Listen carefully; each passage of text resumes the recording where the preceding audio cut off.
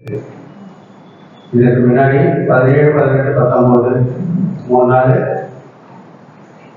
Master Srivatsan அவருடைய திருவருளை குருவருள் அப்படின்ற தலைப்பில் 3 நாள் உபன்யாசம் நடைபெறுது. இன்று பிரம்மஸ்ரீ கணேஷ் சர்மா அவர்களின் உபன்யாசம் நடைபெற இருக்கின்றது. எல்லோரும் கண்டு அளிக்க வேண்டும். ராதே கிருஷ்ணா. श्रीकान्तो मातुलो यस्य जननी सर्वमङ्गला जनः शङ्करो देवः तं वन्दे कुञ्जराननम्.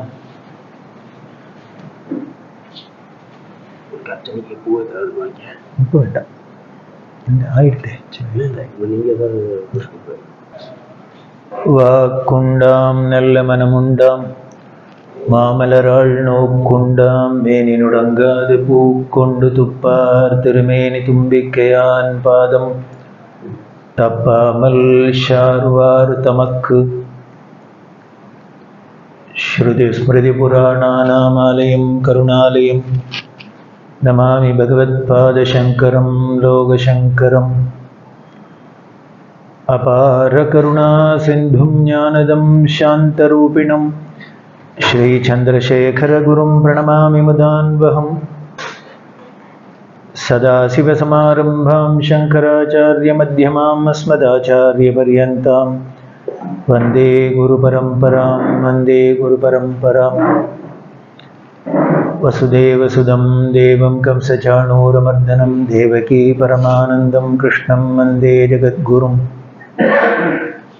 कुंडली कुमारी कुटिले चंडी चराचर सवित्री चामुंडे गुणिने गुहारिणे गुह्ये गुरुमूर्ते त्वां नमामि कामाक्षि.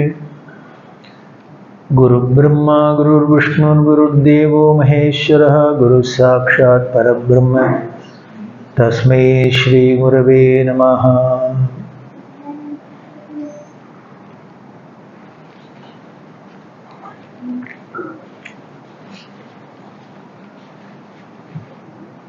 ஒரு மனித வாழ்க்கைக்கு ரொம்ப இன்றியமையாத ஒரு உறவு என்ன, யார் அப்படின்னா குரு. குரு இல்லாத ஒரு வாழ்க்கை எப்படி அப்படின்னா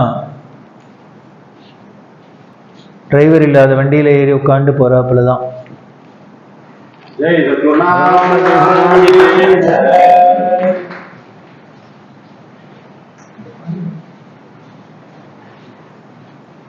இந்த உலகத்துல வாழறது அப்படிங்கிறதுல எந்த ஜீவனா இருந்தாலும் இருக்க போறது. ஆனால் எப்படி வாழணுங்கிறதுல தான் விஷயம். எல்லா ஜீவராசிகளுமே சாப்பிட்றது, தூங்குறது, வம்சவிருத்தி பண்றது, இதைத்தான் எல்லா காரியமும் எல்லாரும் பண்ணிட்டு இருக்கு. அதே தான் மனுஷனும் பண்றோம். ஆனால் நாம் பிறந்ததோட லட்சியம் என்ன, எதை நோக்கி நம்ம வாழ்க்கை பயணம்ங்கிறமே. ஒரு பயணம் அப்படின்னா அதுக்கு ஒரு டெஸ்டினேஷன் இருக்கணுமே. அந்த இடத்துல போய் முடிகிறதா இருந்தால் தானே அது பயணமா இருக்கும். அப்படின்னா அந்த வாழ்க்கை பயணம் மனித வாழ்க்கை பயணம் அப்படின்னா இது எதை நோக்கி போறது, இது கடைசியில எங்க போய் அடையணும் அப்படிங்கிற ஒரு கேள்வி வருது. இது யாருக்கானு தெரியுமா? யாராலையானு சொல்ல முடியுமா? நான் இதுக்காக தான் சார் பிறந்திருக்கேன், இங்கேதான் கடைசியில போய் சேர போறேன், இந்த டெஸ்டினேஷன் அப்படின்னு யாராலையானு சொல்ல முடியுமா? ஏன் சொல்ல முடியலன்னு, அது என்னன்னே தெரியல, அதனால சொல்ல முடியல. நாம வாழ்க்கைன்னா என்ன நினைச்சுட்டோம் அப்படின்னா ஏதோ அன்னைக்கு நாளை ஓட்டுறது, சம்பாதிக்கிறது, சாப்பிட்றது, அப்படியே போயிடுறது, இதுதான் வாழ்க்கை அப்படின்னு நினச்சிட்டு இருக்கோம். ஆனால் அப்படி இல்லை அப்படின்னு சாஸ்திரம் சொல்லுது. இதோட முடிவு எங்கேயோ ஒரு இடத்துல அடைய வேண்டிய இடம் ஒன்று இருக்கு. அது எங்க இருக்கு, அதை எப்படி அடையிறது, அதுக்கு என்ன வழி, இது எத்தனையும் தெரிய வேண்டியிருக்கு. இது எத்தனையும் தெரியாதையே தான் நாம வாழ்க்கை பயணத்தை ஆரம்பிச்சிருக்கோம், போயிட்டு இருக்கோம். அதாவது போக வேண்டிய ஊருக்கு டிக்கெட் வாங்காத சென்ட்ரல்ல ரயில்ல ஏறி போற ரயில்ல ஏறி உட்கார்ந்து போயிட்டு இருக்கிறாப்புல. அப்ப நாம் அடைய வேண்டிய இடம் என்ன, அதை அடையறதுக்கு வழி என்ன, இதெல்லாம் நமக்கு சொல்றதுக்கு காட்டி கொடுக்க யாரோ ஒருத்தர் வேண்டும், ஒரு கைடு. அதாவது முன்ன பின்ன தெரியாத இடத்துக்கு போனோம் அப்படின்னா அந்த ஊரை பத்தி நமக்கு சுத்தி காமிக்கிறதுக்கு யாரோ ஒரு கைடு வேண்டியிருக்கு. அதை போலதான் இந்த பிரபஞ்சத்துல நம்ம வந்தாச்சு, இப்போ ஒரு ஜென்மா எடுத்தாச்சு. இந்த ஜென்மா, இந்த பயணம் எங்க போய் இருக்கணும், எதை நோக்கி போகணும், எங்க முடியணும் அப்படிங்கிறது சொல்றதுக்கு ஒரு கைடு வேண்டியிருக்கு, ஒரு வழிகாட்டி. அவர்தான் குரு, அவர்தான் ஆச்சாரியர், அவர்தான் தேசிகன். ஒரே ஆளு தான், அவருக்கு தான் இத்தனை பேர். அவர் பண்ற காரியத்தினால, ஒரு காரியத்தை வச்சு அவருக்கு இப்படி பல பேர் இருக்கு. தேசிகன் அப்படின்னா திசையை காமிக்கக்கூடியவன், திசை அறிஞ்சவர். எதுக்கு திசை அறிஞ்சவர்? கிழக்கா மேற்கா தெற்கா வடக்கா, எந்த திசை அறிஞ்சவர் அப்படின்னா நம்மளோட வாழ்க்கை பயணத்தை அடைய வேண்டிய இடம் எது, அது எந்த திக்கில் இருக்கு, எந்த திக்கில் போனோம் அப்படின்னா அடையக்கூடியது. நியூ டெல்லிக்கு போகணும் அப்படின்னா சென்ட்ரலில் ஏறிண்டு அந்த ட்ரெயினில் போங்க அப்படின்னு சொல்றதுக்கு வேணும். இல்லையா நான் மட்டும் தாமிரத்தில் போகிற ட்ரெயினில் உட்காந்து டெல்லிக்கு போகணும் அப்படின்னு நினச்சேன்னா போக முடியுமோ? முடியாது. அதனால அடைய வேண்டிய இடம் எந்த திசையில இருக்கு, அந்த திசையை நோக்கி போகணும் அப்படின்னு அவர் காமிக்கிறதுனால தேசிகன். அதுக்கு அடைய வேண்டிய செய்ய வேண்டிய காரியங்களை வழியை சொல்லி தரத்தினால, உபதேசம் பண்றதுனால குரு. நம்மளை வழி நடத்தி அழிச்சுன்னு போறதுனால அவர் ஆச்சாரியன். அவர் பாட்டுக்கு இப்படி போங்கோ, நேர ஸ்ட்ரைட்டா போங்கோ, லெஃப்ட்ல ரெண்டாவது லெஃப்ட்ல திரும்புங்கோ, மூணாவது ரைட்ல திரும்புங்கோ அப்படின்னு சொல்லிட்டு அவர் பாட்டுக்கு உட்காந்துருக்கலாம்.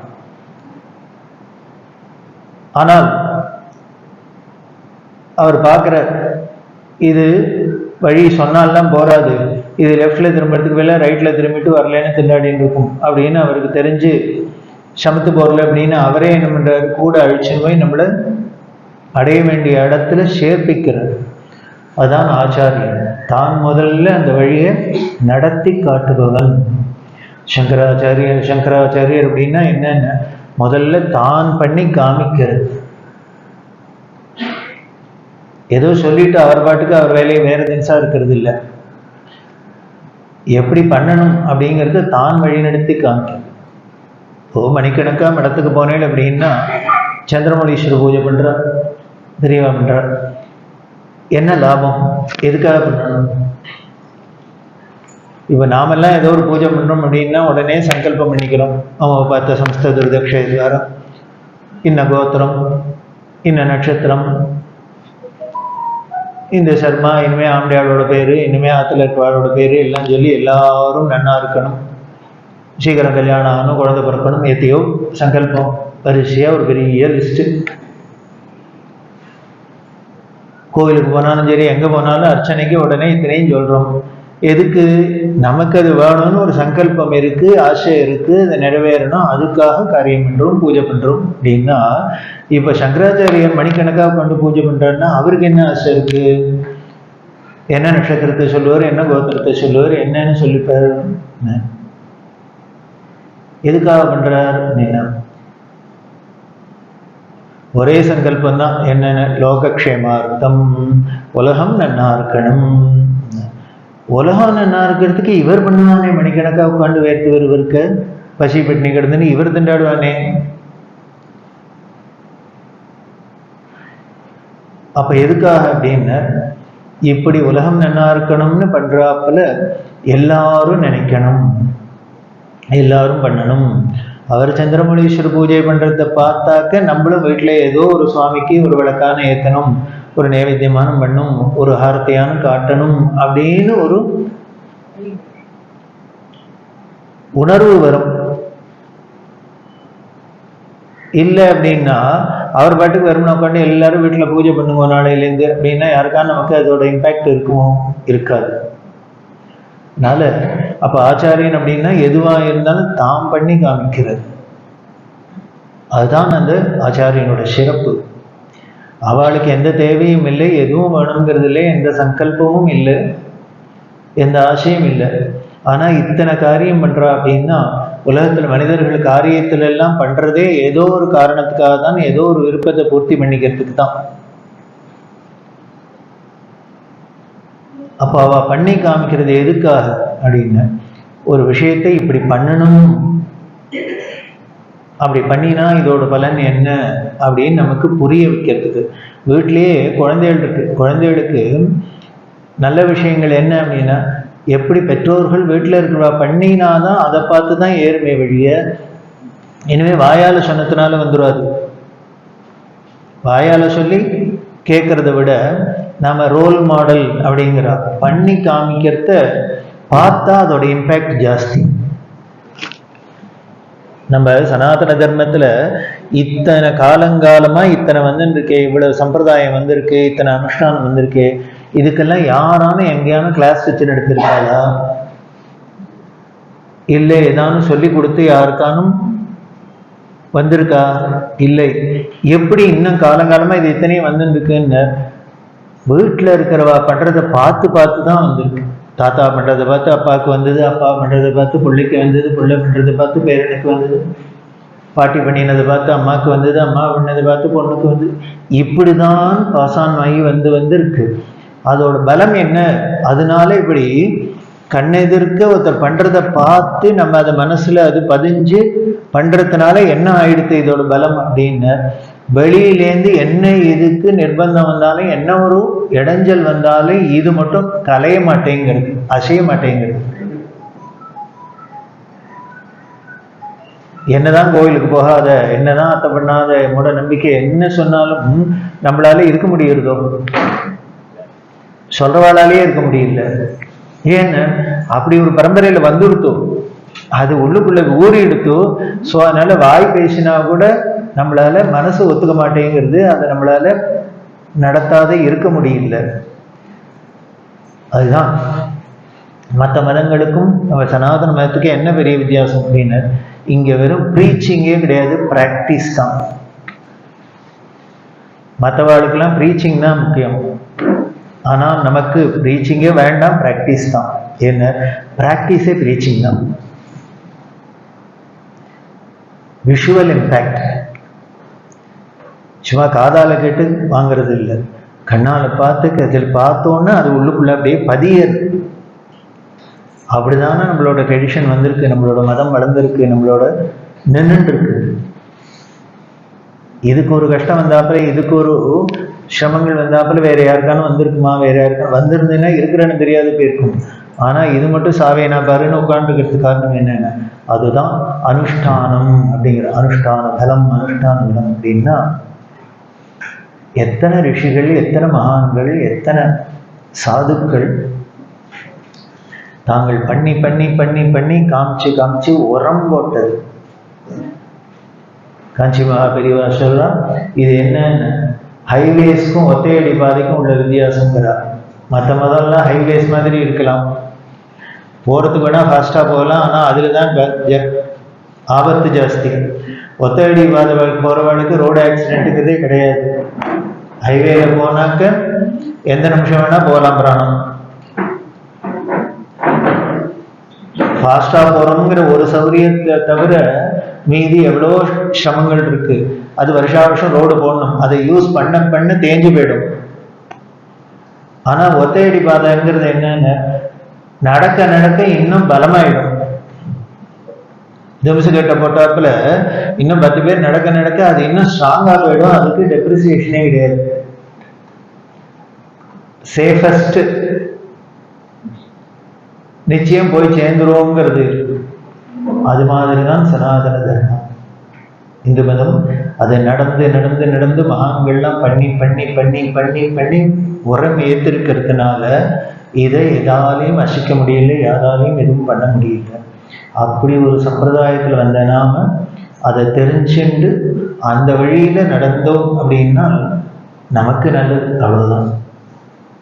இப்போ நடக்காததுனால யாருக்கும் நஷ்டம் கிடையாது, இல்லை நடந்ததுனால அடுத்த வாழ்க்கை ஒன்றும் லாபம் கிடையாது. நடந்தோம் அப்படின்னா நமக்கு லாபம், நடக்கலைன்னா நமக்கு தான் நஷ்டம். அப்படி அந்த வழியில போனால் எங்க போய் சேரலாம் அப்படிங்கிற அந்த வழியை சொல்லி அதுல தானே நடந்து காமிச்சு நமக்கு வழிகாட்டியா இருக்கிறவர் தான் ஆச்சாரியன். தான் நடத்தி காமிக்க, அப்படி ஒரு நடத்தி காமிச்ச ஒரு ரோல் மாடலா, ஒரு கண்ணெதிர்க்கு தெரியற நிதர்சனமான ஒரு எக்ஸாம்பிளா 20ஆம் நூற்றாண்டிலும் இருந்தால்தான் நமது காஞ்சி மகா பெரியவா. ஏன் அந்த குறிப்பா சொல்லணும்னா, இந்த காலத்துல தான் நம்ம எல்லாத்துலேயும் காலம் மாறி போச்சுன்னு வழி மாறிடணும். எதை எடுத்தாலும் நம்மளால சிம்பிளா ஏன் அதை பண்ணலை அப்படின்னு, எல்லாம் அந்த காலம் சார், இப்பெல்லாம் என்ன காலம் மாறி போச்சு எல்லாம் முடியல அப்படின்னா என்ன, அந்த காலத்துக்கும் இந்த காலத்துக்கும் என்ன வித்தியாசம் வந்தது? இயற்கையில் இருக்கிறதுல எதுக்கானும் மாறி இருக்கோ இல்லை, கிருதயுகத்திலே தென்னை மரத்துல தான் தேங்காய் காய்ச்சிருந்தது, நாயெல்லாம் குலைச்சுட்டுதான் இருந்தது, பால் வெள்ளையா தான் இருந்தது, எல்லாம் அப்படியே தான் இருக்கு. இப்போ கலியுகத்துல 20ஆம் நூற்றாண்டு 21ஆம் நூற்றாண்டுலயும் அப்படியே தான் இருக்கு. ஆனா அதுகளுக்கெல்லாம் மாறாத காலம் நமக்கு மட்டும் எப்படி மாறித்து?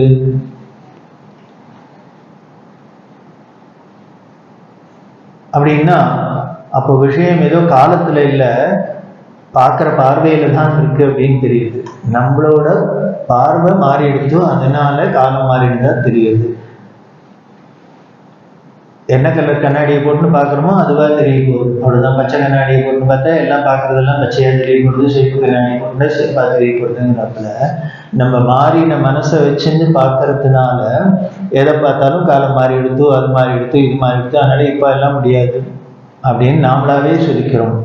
ஆனால் அப்படி ஒரு காலகட்டத்தில் தான் என்ன மாறல இன்னமும் மாறல, அப்படியே தான் இருக்குன்னு நடத்தி காமிச்சர், வாழ்ந்து காமிச்சர் பெரியவா. எப்படி கிருதயுகத்தில் வசிஷ்டர் இருந்தாரோ, விஸ்வாமித்திரர் இருந்தாரோ, பரத்வாஜர் இருந்தாரோ, அதே மாதிரி 20ஆம் நூற்றாண்டிலே இருந்து காமிச்சாரு. அவருக்கு ஒண்ணுமே மாறலையே. நமக்கு அடுத்த தெருக்கு போகணும்னா கூட ஆட்டோ வேணுங்கிற காலத்துல இவர் கிலோமீட்டர் கணக்கா நடந்து போயிருந்தாரு. நடந்து போனார்னாலும் ஏதோ நல்லா எங்க எனர்ஜெட்டிக்கா இருந்தா நடந்தாருன்னு இல்லை, 90 வயசு கிழவர் நடந்தார். இதை நடக்கிறதுக்கு ஏதானும் நல்ல காம்பளாம் குடிச்சிட்டு நடந்தாரா? இல்லை, வெறும் நெல்லு பொரியும் அவள் பொரியும் தின்னு நடந்தாரு. எப்படி முடிஞ்சது அப்படின்னு, அப்போ ஒருத்தருக்கு முடியும் அப்படின்னா எல்லாருக்கும் முடியுங்கிறது தானே. அப்போ முடியணும்னு நினைச்சாக்கா அவளுக்கு முடிஞ்சதும் தெரியும். அப்படின்னா வாழ்ந்து காமிச்ச ஒரு அவதாரம், கண்ணெதிர்க்கு தெரிஞ்ச ஒரு அவதாரம் தான் தெரியும். ராமரோட பெருமையை சொல்றது அவன் என்ன பண்ணினான் அப்படின்னு வாழ்ந்து காமிச்ச ராமோ விக்கிரகமான தர்மஹா அப்படின்னு, தர்மம் அப்படிங்கிற அந்த அறவழியில, அதோட அந்த அறவழின்னு சொல்றதோட உருவமா ஒரு மனித உருவமா இருந்தா அதுதான் ராமன் அப்படின்னு ராமாயணம் சொல்லுது. விக்கிரகமாம் தர்மஹா அப்படின்னு தர்மத்தோட வடிவம் ராமன் அப்படின்னு யார் அவருக்கு சர்டிபிகேட் கொடுத்தா?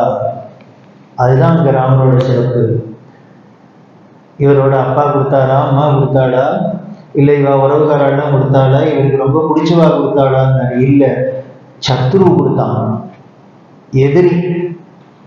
மாரீச்சன் சொல்றான், ராவணனுக்கு உபதேசம் பண்றான். மாரீச்சன் அவன் தர்மத்தோட வடிவம்டா, அவனுக்கு ஏண்டா நீ கெடுதல் நினைக்கிறேன். இதுலேருந்தே தெரியுது, நல்ல பேர் வாங்கினாலும் எதிர்கட்சியிலேருந்து வாங்கணும். நம்ம கட்சிக்காரா எப்பொழுதும் நல்லதுதான், ஜாலரா தான் போட்டுருக்கா.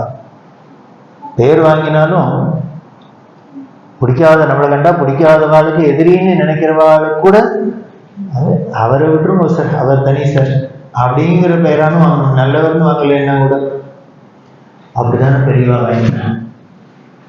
உலகத்துல யாராலும் பெரியவா யோகியன் வந்து மட்டமான அழிந்து யாராலும் சொல்லி கேள்விப்பட்டிருக்குமா? எங்கேயானும்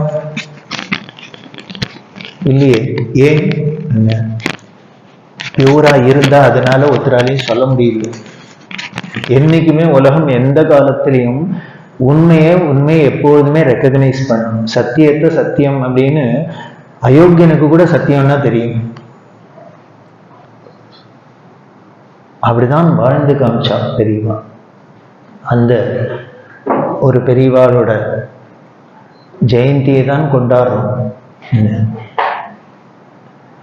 நம்ம ஜெயந்தியெல்லாம் கொண்டாடிக்கிறோம், நம்ம பிறந்த நாளை கொண்டாடுறோம். இருக்கிறதுலே கிராண்டா கொண்டாடணும் அப்படின்னு இந்த ஹோட்டலுக்கு போகணும், அந்த ஹோட்டலுக்கு போகணும், அத்தை பண்ணணும், இத்தை பண்ணணும் அப்படின்லாம் பண்ணிட்டு இருக்குமே அப்படின்னு. வேடிக்கை என்னன்னு, இப்ப நம்ம பிறந்ததுனால உலகம் என்ன நன்மை அடைஞ்சிருக்குன்னு தெரியல. முதல்ல நம்ம வீட்டுக்கே என்ன நன்மை நடந்ததுன்னு தெரியல, நமக்கே என்ன நல்லது நடந்ததுன்னு தெரியல.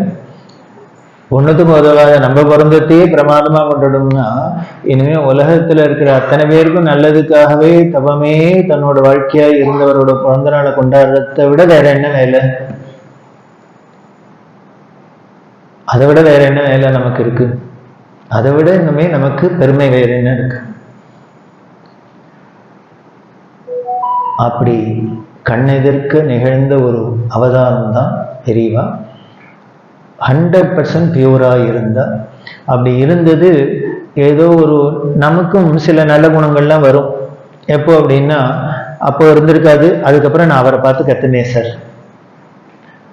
இதை பார்த்து தெரிஞ்சுனேன், இவ சொல்லி கேட்டேன் அப்படின்னு நமக்கு சில நல்ல பழக்கங்கள் நல்ல குணங்கள்லாம் நாமளாவே கல்டிவேட் பண்ணிப்போம்.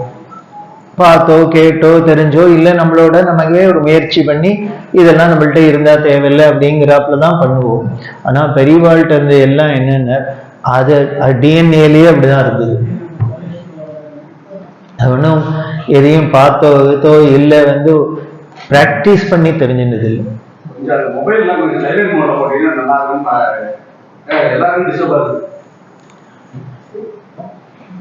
பார்த்து தெரிஞ்சினது இல்லை. நேச்சரே அப்படிதான் இருந்தது, இயற்கையே அப்படிதான் இருந்தது. அதுதான் ராமரோட குணத்திலையும் சொல்லியிருக்கு. தசரதர் நாளைக்கு மந்திரி சபையை கூப்பிட்டு சொன்னாராம், என் பிள்ளைக்கு பட்டாபிஷேகம் பண்ணிடலான்னு இருக்கேன் ராமனுக்கு அப்படின்னா, அத்தனை பேரும் ஆரவாரம் பண்ணி சந்தோஷப்பட்டாலாம். ரொம்ப சந்தோஷம், ரொம்ப சந்தோஷம், ரொம்ப சந்தோஷம், நாளைக்கே பண்ணிடுவோம் அப்படின்னு. இது இத்தனை பேரும் ஓவர்வெல்மிங்கா பண்ணோன்னு தசரதருக்கு என்ன வருத்தமா இருந்ததுதான். என்ன ஏன் அப்படின்னா, அடப்பாவிகளா நான் போறதுல இவ்வளவு சந்தோஷமா உங்களுக்கு எல்லாம், நான் பதவி விட்டு இறங்குறேன்னு இவ்வளவு ஆரவாரமா இவ்வளவு சந்தோஷமா, இன்னைக்கே இறங்கிடும் நாளை வரைக்கும் டிலே பண்ணாத அப்படிங்கிறல. அப்படின்னு நான் கொடுங்கோல ஆட்சி பண்ணேன்னா உங்களுக்கு என்ன குறை வச்சேன்? நான் போறதுல உனக்கு என்ன அவ்வளவு சந்தோஷம்? எல்லாரும் ஒத்தனாலும் சொல்ல மாட்டேளோ? ஏன் சார் நீனே நன்னா தானே பண்ணிருக்க, எதுக்கு இப்ப அவசரப்பட? நீங்க ஒத்தனாலும் சொல்ல மாட்டாளோ? அத்தனை பேரும் முதல்ல இறங்கி சீட்டை விட்டு ஃபேர்வெல் கொடுக்கறதுக்கு ரெடியா வரேன் அப்படின்னு வருத்தப்பட்டாராம். இதை பார்த்தாராம் வசிஷ்டர் குலகுரு. அவர்கிட்ட கேட்டார், நான் என்ன அப்படியா பண்ணியிருந்தேன்? நீங்க தானே எனக்கு ஆச்சாரியனா இருந்து எல்லாம் வழி காமிச்சிருக்கு. இத்தனை பேரும் ஒருத்தரோட ஒரு மரியாதை கூட சொல்ல மாட்டேங்கிற. இல்ல இல்ல இன்னும் கொஞ்ச நாள் போட்டோம், நீங்களே இறங்குவோன்னு சொல்ல மாட்டேங்கிறாளே. அப்படி என்ன நான் தப்பு பண்ணேன்? அதுக்கு வசிஷ்டர் சொன்னாரா, நீ ஒரு தப்பும் பண்ணலடா அப்படின்னு. என்னென்ன? ஒரே ஒரு தப்பு பண்ணி இவ்வளவு நல்ல பிள்ளைய பெற்றதுதான். நீ வேணா ஒரே தப்பு, இவ்வளவு நல்லவனா ஒரு பிள்ளைய பெற்ற பாரு, அதுதான் தப்பு. அதனால உங்ககிட்ட குறை இல்லை, உன்னை விட நல்லவனா பிள்ளைய பெற்றதுனால என்ன பண்ணாங்க, அவன் இன்னும் நல்லது வேணும்னு ஆசைப்படுறான். அதுன்னா ராமரோட குணம். அப்படி நல்லவர் அப்படின்னா அது இயற்கையா இருந்ததுங்கிறதுக்கு ராமாயணத்துல பல காட்சிகள்ல சொல்லு. ராவணன் வதமாயிருக்கு, கடக்கா ராவணனோட சரீரம்.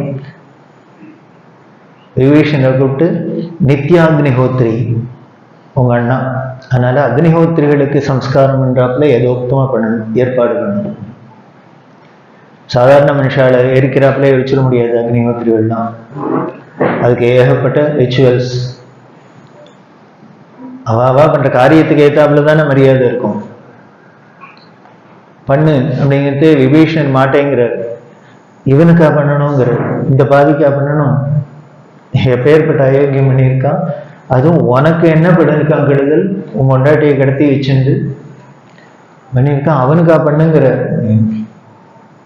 இந்த பாவிக்கு நான் பண்ண மாட்டேன். ராமர் கோபம் வருது, இந்த செத்தவன்ட்டியாட உன்னோட தேசத்தை காமிப்பேங்கிற. போயிட்டான், செத்தவன்ட்டிய போய் உன்னோட ரோசத்தையும் உன்னோட தேசத்தை காமிப்ப. நீ மனுஷனா? யார்கிட்ட எதை காமிக்கிறதுன்னு. இப்போ நீ அவனை என்ன வேணா பண்ணேன், காரி துப்பேன், திருப்பி துப்ப போறான் அவன் மேல அப்படின்னா, நம்மளோட விருப்போ வெறுப்போ எதுவா இருந்தாலும் உயிரோடு இருக்கிற வரைக்கும் தான் இருக்க போறது. அதுக்கப்புறமா கண்டினியூ பண்ணிட்டு போவாது அப்படின்னு கோச்சு நான் நீ பண்ண போறியா இல்லை நான் பண்ணட்டுமாங்கிற. பண்ண முடியும்னா பண்ணு, நீ அவன் வம்சத்துல இருக்க, நீ தயாதி பண்ணணுமேங்கிறதுக்காக சொல்லேன், கிரமம்ங்கிறதுக்காக சொல்லேன். மரியாதையா பண்றதா இருந்தா பண்ணு, உங்க இஷ்டம் இல்லைன்னா விடு, நான் பண்ணிக்கிறேன். அநாத பிரேத சம்ஸ்காராத் அஸ்வமேத பலம் லபேது சாஸ்திரம் சொல்லுது. ஒரு அநாத பிரேதத்தை மரியாதையோட அதுக்கு உண்டான சம்பிரதாயப்படி அடக்கம் பண்றதுக்கு நாம பண்ணினோம் அப்படின்னா என்ன, அஸ்வமேத பலன் பண்ணின யாகம் பண்ணின பலன் வருமா தெரியவா? அதனால்தான் அநாத பிரேத சம்ஸ்காரம் அப்படிங்கிற ஒரு திட்டத்தையே கும்பகோணத்துல ஆரம்பிச்சு பண்ண வச்சா. ஏன்னா பகவானோட சிருஷ்டியிலேயே அபூர்வமான சிருஷ்டி இந்த மனுஷ உடம்பு தான். எத்தனையோ அவர் எத்தனை ஜீவராசியில சிருஷ்டி பண்ணிக்க, எத்தனையோ விஷயங்களை பண்ணியிருக்கார், அத்தனையும் அவர் தான் பண்ணியிருக்கார். ஆனா இது இருக்கிறதுலயே சூப்பர் எதுன்னு இந்த மனுஷ சரீரம்தான்.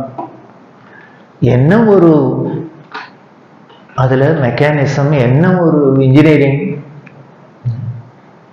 எப்படி இல்லாம வச்சிருக்கார். எந்தெந்த பாட்டு 2 இருக்கணும், எந்தெந்த பாட்டு 1 இருக்கணும், எது எங்க இருக்கணும், கொஞ்சம் யோசனை பண்ணி பார்த்தோம். நம்ம உடம்பு பார்த்துட்டாலே போதும். இங்க இருக்கிற காது வேற எங்கேயானு இங்க இருந்ததுன்னா, இங்க இருக்கிற வாயு பின்னால் இருந்தா, ஏதானும் கொடாமனான்னு ஒண்ணு இருந்ததுன்னா எப்படி இருக்கும்? அது இல்லாத எது எது எங்கெங்க இருக்கணும், எப்படி இருக்கணும், அதே என்ன ஒரு மெக்கானிசம். என்ன கையின்னா முன்னாலதான் நேடணும், பின்னால போ, இத்தனை டிகிரிக்கு மேல அது போக மாட்டேங்கிறது. ஏன்னா போகப்படாதுன்னு அவர் இன்ஜினியர் அவர் செட் பண்ணியிருக்காரு.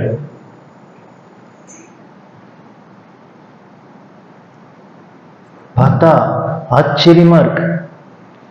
இப்படி வெளியில பாக்குறதுக்கே இவ்வளவு ஆச்சரியமா இருக்கு, உள்ளுக்குள்ள இருக்கிற பாட்டெல்லாம் பார்த்தா அதை விட ஆச்சரியமா இருக்கு. எப்படி இல்லாம பண்றது அப்படின்னா, என்ன ஒரு வேற எதுக்கான பிரிண்ட் போட்டு பார்த்தாரா, இனிமேல் டயக்ராம் போட்டாரா, இனிமேல் டிஸ்கஸ் பண்ணினாரா, இதெல்லாம் இங்க வச்சா சரியா இருக்குமா, இல்ல மாத்தி வேணா அங்க வேணா வச்சு பார்க்கலாம், எத்தையானும் பண்ணினாடான்னு. என்ன பண்ணாளான்னு, உண்மேஷ நிமிஷோத்பன்ன விபன்ன புவனாவளி லலிதா சஸ்னம் சொல்லுது. அவ என்ன பண்றான்னு, அப்படி கண்ணை மூடினாள்னா அண்டச்சராச்சரம் முழுக்களும் அவ்வளவுதான் இல்லாத போயிடுறது. அவ அப்படி திறந்தாள்னா அண்டச்சராச்சரம் முழுக்களும் வந்துடுதுதான். அப்படின்னா எப்பேற்பட்டவளா இருக்கணும். லலிதா சஸ்னம் இருக்கு. நீ கண்ணை மூடினா, கண்ணை கொட்டினாக்க, கண்ணை மூடினாக்க எல்லாம் க்ளோஸ், ஓம் தத் சத் காணும். நீ உடனே கண்ணை திறந்தீன்னாக்க அத்தனையும் வந்துடுதுன்னு. இதுலயும் தெரியுது, கண் சிமிட்டுற நேரம் தான் அவளுக்கு அண்டச்சராச்சரத்தையும் கிரியேட் பண்றது, இல்ல சம்ஹாரம் பண்றது. அப்படின்னா எப்பேற்பட்ட சக்தியா இருக்கணும், அது எப்பேற்பட்ட விஷயமா இருக்கணும். அதனால இந்த பகவான் சிருஷ்டியிலே இந்த மனுஷ உடம்பு, மனுஷன்கிற ஒரு व्यक्ति தான் அதிகபூர்வமா இருக்கு. அப்படி இருக்கிற அந்த பகவானோட அந்த சிருஷ்டியில அவ்வளவு உயர்ந்ததான அந்த சரீரத்துல அது இனிமே காத்து இல்லாத போயிடுத்து அப்படின்னா உடனே அதை தூக்கி டஸ்ட்பின்ல குப்பை தொட்டி மாதிரி போடுறது இல்லை. அதுக்கு உண்டான அந்த மரியாதையோட அதை அடக்கம் பண்ணணும். அதுதான் இந்த பிரேத சம்ஸ்காரம். நமது சாஸ்திரத்துல இத்தனை விஷயம் சொல்லி இருக்கு. ஏதோ போயிட்டா தூக்கி கொண்டு டிஸ்போஸ் பண்ணிட்டு நம்ம பாட்டுக்கு நம்ம வேலையை பார்த்தோமே இல்லாத எவ்வளவு சொல்லி இருக்கு. காரணம் என்னென்ன, அந்த பகவானோட சிருஷ்டியை அவ்வளவு மதிக்க தெரிஞ்ச மதம்னு அர்த்தம். அப்படி இருக்கிறது வசுதைவ குடும்பம் ஜெகத பிதரோ வந்தே பார்வதி பரமேஸ்வரோ, அண்ட சராச்சரத்துக்கும் அம்மா அப்பா, ஒரே அம்மா அப்பா தான் அந்த பகவான் தான் அப்படின்னுட்டு உலகமே இந்த வசுதைவ குடும்பம்னு என்டையர் உலகமே ஒரு ஃபேமிலி அப்படின்னா அப்ப எங்கேருந்து அனாதைங்கிற கான்செப்டே கிடையாது. அங்க அனாதையாவே யாரும் இருக்க முடியாது. அப்ப எல்லாருமே ஒருத்தருக்கு ஒருத்தர் உறவு தானே. அந்த பாவம் வரணுங்கிறதுனாலதான் இத சொன்ன பிரேத சம்ஸ்காரத்தை. எதுக்காக சொல்றேன், அன்னைக்கு ராமர் தன்னோட சத்ருவா இருந்தா கூட அந்த பிரேதம் கூட ஒரு நாயை நரியும் தீண்டிடுறாப்புல இருந்துடக்கூடாது, அதுக்குண்டான மரியாதையோடு அதை அடக்கம் பண்ணணும், நல்லடக்கம் பண்ணணும்னு சொன்னாங்க. அப்படின்னா அதே ராமர் தான் இப்போ பெரியவாடா என்ன பண்ணாங்க, ஒரு ராவணன்ல யாரும் இல்லை, எந்த யாரு போனாலும் அவளோட சரீரத்தை நாம விட்டுடக்கூடாது, அதுக்குண்டான உதவியை பண்ணணும். அப்படி பண்ணினால் அதுக்கு என்ன பலன், அஸ்வமேத பலம் யாகம் என்ன பலன். கலியில அஸ்வமேத யாகம் பண்ணக்கூடாதுன்னு சாஸ்திரம் சொல்லியிருக்கு. அப்போ இப்ப நீங்க நிஜமாவே அஸ்வமேத யாகம் பண்ண முடியாது. ஆனா அஸ்வமேத யாக பலன் வேணும்னா என்னென்ன, ஏதோ ஒரு பிரேத சம்ஸ்காரத்துக்கு உங்களால ஆனா உபகாரம் பண்ணு, ஒத்தாசை நம்ம கண்ணுக்கு தெரிஞ்சு இப்படி கடந்ததுன்னு இருக்கக்கூடாது, பண்ணு. அப்போ அந்த அஸ்வமேத யாகம் பண்ணின பலன் கிடைக்கும். சரி, அஸ்வமேத யாகம் பலன் பண்ணா நமக்கு என்ன சார் அப்படின்னா, அதே சாஸ்திரம் சொல்லுது, ஹயமேத சமர்ச்சிதா அப்படின்னு. இவன் என்ன பண்றாள் அப்படின்னா, அஸ்வமேத யாகம் பண்றதுனால திருப்தி அடையறாள் அப்படின்னு அம்பாளை சொல்றது. அப்போ அம்பாளோட அனுகிரகத்தை அடையணும் அப்படின்னா அஸ்வமேத யாகம்னா அவ திருப்தி அடைஞ்சு அனுகிரகம் பண்றான்னா, இப்ப கலியிலயோ அஸ்வமேத யாகம் பண்ணக்கூடாதுன்னு சொல்ற. அப்ப எப்படிதான் அவளோட திருப்தியை அடையிறதுன்னு, இத மாதிரி பண்ணு. இதெல்லாம் தான் அவர் உபதேசம் பண்ணி காமிச்சது. ராமர் விபீஷணத்தை தான் சொல், நீ பண்ணலைன்னா நான் பண்ணிடுவேன். யாரானு வருமா, யாருக்கான அந்த மனசு வருமா? நம்மளை என்ன பாடுபடுத்திருக்கான், நம்ம பொண்டாட்டி அழிச்சுன்னு போய் அவளை என்ன அழ விட்டுருக்கான், நம்மளை என்ன பாடுபடுத்திருக்கான், இவன் எக்கடுகிட்டு போனா என்ன அப்படின்னு தானே தோணணும். தோணலை. ஏன்னா அது அவரோட நேச்சரா இருந்தது. அதே ராமாயணம் தான் சொல்றது. இவன் என்னன்னு, இவனுக்கு எத்தனை அபச்சாரம் பண்ணியிருந்தாலும் அந்த க்ஷணமே மறந்து போயிடுவானா. அதே ராமனுக்கு என்னன்னா, யாரோ எங்கேயோ சின்ன ஒரு ஒத்தாசை பண்ணாலும் ஆயுசு முழுக்கல மறக்க மாட்டார் அப்படின்னு சொல்றது ராமன். ஒரு சின்ன ஒரு உபகாரம் பண்ணியிருந்தா கூட அவன் ஆயுசு முழுக்கல மறக்கவே மாட்டான். எப்ப பார்த்தாலும் நீங்க தானே எனக்கு காப்பி கொடுக்குறேன்னு சொன்னேன், நிஜமாவே கொடுத்துருக்க மாட்டார். நீங்க எங்க இடத்துக்கு வந்தீங்கன்னா ஒரு காப்பி கொடுக்கலாம் சார் அப்படின்னு சொல்லியிருந்தாலே போறோம், அவ்வளவுதான். அது ஆயுசு முழுக்கல மறக்க மாட்டாராம். இவருக்கு என்னதான் பெரிய கெடுதல் பண்ணியிருந்தாலும் என்னென்ன அந்த க்ஷணமே மறந்தும் போயிடுமா. இதெல்லாம் தான் அவரோட குணம்னு ராமரோட பெருமையை சொல்றாப்பலதான் பெரியவாழ்கிட்ட இருந்தது. எந்த விஷயமும் எந்த ஒரு நல்லதா இருந்தாலும் அவ மறக்கவே இல்லை. என்ன ஒரு அபச்சாரம் இருந்தாலும் எது இருந்தாலும் அதை பொருட்படுத்தல. எனக்குல ஒரு மகான் சொன்னார், பெரியவாள்கிட்ட மட்டும் ஒண்ணுமே நல்லவாதான் பெரியவாளை போய் பார்க்கணும் வச்சிருந்தா என்ன ஆயிருக்கும், ஒத்துருமே அவரை பார்த்துருக்க முடியாது. அவரே அவரை கண்ணாடியில பார்த்துக்க வேண்டியதான். இன்னொருத்தர் கேட்டார், என்கிட்ட இருக்கிற குறை எனக்கே தெரியுது, நான் போனா அனுகிரகம் பண்ணுவாரா அப்படின்னு. என்ன நம்மள மாதிரி குறையுள்ளவாளுக்கு அனுகிரகம் பண்றதுக்கு அவர் இருக்கார். என்ன இனிமே நல்லவா வந்தாதான் அனுகிரகம் பண்ணுவேன்னா நீங்களே உங்களுக்கு பண்ணிங்க சாப்பிட்டு நம்ம பாட்டுக்கு போக வேண்டியதான். ஏன்னு அது அன்பே சிவமா இருக்கிறதுனால அது அடுத்தவாளோட குறையை பார்க்கவே தெரியல. தெரிஞ்சான்னா அதுக்கப்புறம் அது உடனே இவன் அயோக்கியம், இவனுக்கு பண்ணப்படாதுங்கிறதுக்கு. பல பேர் கேட்கிறா, எத்தனையோ பேர் எவ்வளவோ அரசியல்வாதிகள் என்னெல்லாமோ பண்றான், அவள்லாம் நன்னா இருக்காளே அப்படின்னா பகவானே பார்த்துட்டு இருக்கேன்னா அதனால்தான் அவர் பகவான். நமக்கு தான் கோபம் வரும், உடனே தூக்கின்னு கிளம்பிடும். என்ன அவருக்கு என்னென்ன, அவரை பொறுத்த வரைக்கும் எல்லாம் அவரோட குழந்தைகள் தான். ஒரு அப்பா அம்மாவுக்கு நல்ல குழந்தைகளும் இருக்கு, கெட்ட குழந்தைகளும் இருக்க, எல்லாருக்கும் சாதம் போடுறா, எல்லாரையும் துணி வாங்கி கொடுக்குறா, எல்லாரையும் தான் பார்த்துக்கிறா. அதை போல பகவானுக்கு என்னென்ன அத்தனை பேரும் அவரோட குழந்தையாளா இருக்கிறதுனால, அவர் சிருஷ்டியா இருக்கிறதுனால அவன் நல்லவன் கெட்டவன்கிற வித்தியாசமும் தெரியல, எல்லாருக்கும் ஒரே அனுகிரகம். அப்படிதான் அத்தனை பேருக்கும் பெரியவா பண்ணியிருந்தார். அப்படி இருக்கிற பெரியவா அந்த சந்நியாச ஆசிரமம் அப்படிங்கிறதோட ஒரு லட்சணமா இருந்தா, ஒரு சன்னியாசின்னா எப்படி இருக்கணும் அப்படிங்கிறத 20th செஞ்சுரியில பண்ணி காமிச்சேன். அதுதான் அந்த சிறப்பு. அந்த துறவரம் அப்படின்னா அந்த பந்தபாசங்களை எப்போ 13 வயசு இவா காஞ்சி காமகோடி பீடத்துல பீடாதிபதியா சந்நியாசம் வாங்கிக்கிறதே 1907 1907 இவருக்கு வயசு 13. கொஞ்சம் நினைச்சு பாருங்க, 13 வயசு குழந்தைக்கு என்ன தெரியும் உலகம்? இத்தனைக்கும் வீட்டுல ரொம்ப செல்ல குழந்தையா வளர்ந்தது வேற, செல்ல குழந்தை வேற. ஆத்துல அப்பா அம்மாக்கு பின்னால சொல்றா, ஆத்துல ரொம்ப செல்லம், அதனால ஒரு அம்மா அப்பா அதிர்ந்து வாயை திறந்து அதிர்ந்து ஒரு வார்த்தை சொன்னது கிடையாது. என்ன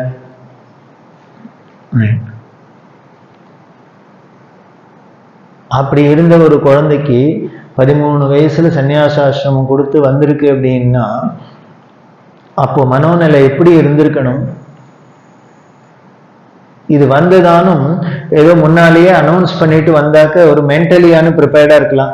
நம்ம இனிமே அடுத்த வருஷத்துலேருந்து சாமியாராக போறோம், அதனால அப்புறம்லாம் சரவணபவனுக்கு போக முடியாது, இப்பயே சாப்பிட்டு வந்துடலாம் அப்படின்னு எதையான நம்ம ஆசையெல்லாம் தீர்த்து எதையோ பண்ணிட்டு ஏதோ பண்ணியிருக்கலாம். அதுவும் இல்லாத திடுதிப்புன்னு இந்தா புடின்னு இந்த ஒரு பழமொழி சொல்லுவா, ரேயில கடந்த கிழவனுக்கு திடீர்னு கல்யாணமானு. அது மாதிரி இவா கலவைக்கு வந்ததுக்கு அப்புறம் தான் தெரியுமே வழி இவர் தான் சாமியாரா ஆக போறாரு. அது வரைக்கும் சஸ்பென்ஸ். இவருக்கு முன்னால இருந்தவர் 67வது பீடாதிபதி, 66ஆ இருந்தவர். இவரை பார்த்தோன்னே, சாமிநாதனை பார்த்தோன்னே தனக்கு அப்புறம் வந்தான்னு மனசுல தீர்மானம் பண்ணி இருக்கிற, ஆனா அதை வெளியில சொல்லலை. சிலதெல்லாம் அப்படி ஓப்பனா சொல்ல முடியாது. ஒரு அம்மா அப்பா குழந்தைய அழிச்சுட்டு மடத்துக்கு வரத்தே, அப்படியா உங்க குழந்தை நன்னா இருக்கான், இவன் தான் அடுத்து சங்கராச்சாரியா வரப்போறான்னா அப்புறம் மடத்துக்கே வர மாட்டாவா பிள்ளைய அழிச்சுட்டு.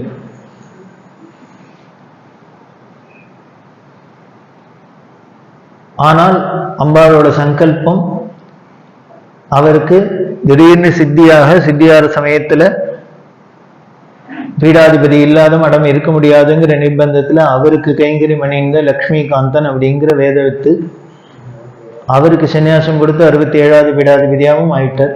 அவர் ஆனவர் வேற யாரும் இல்லை, பெரியவாளோட பெரியம்மா புள்ள, அம்மாவோட அக்கா புள்ளதான் பெரியம்மா புள்ள. அவர் மடத்திலேயே இருந்து அந்த ஆச்சாரியர்கள் கைங்கரி மணிந்தார். அதனால நல்ல பிரம்மச்சாரி அப்படிங்கிறதுனால வேற வழி இல்லை, அவருக்கு ஆசிரமம் கொடுத்ததுன்னா பெரியவாசுரா. எங்க அம்மாவுக்கு ரொம்ப வருத்தம், அக்காவோட புள்ள இப்படி ஆயிட்டாரேன்னு.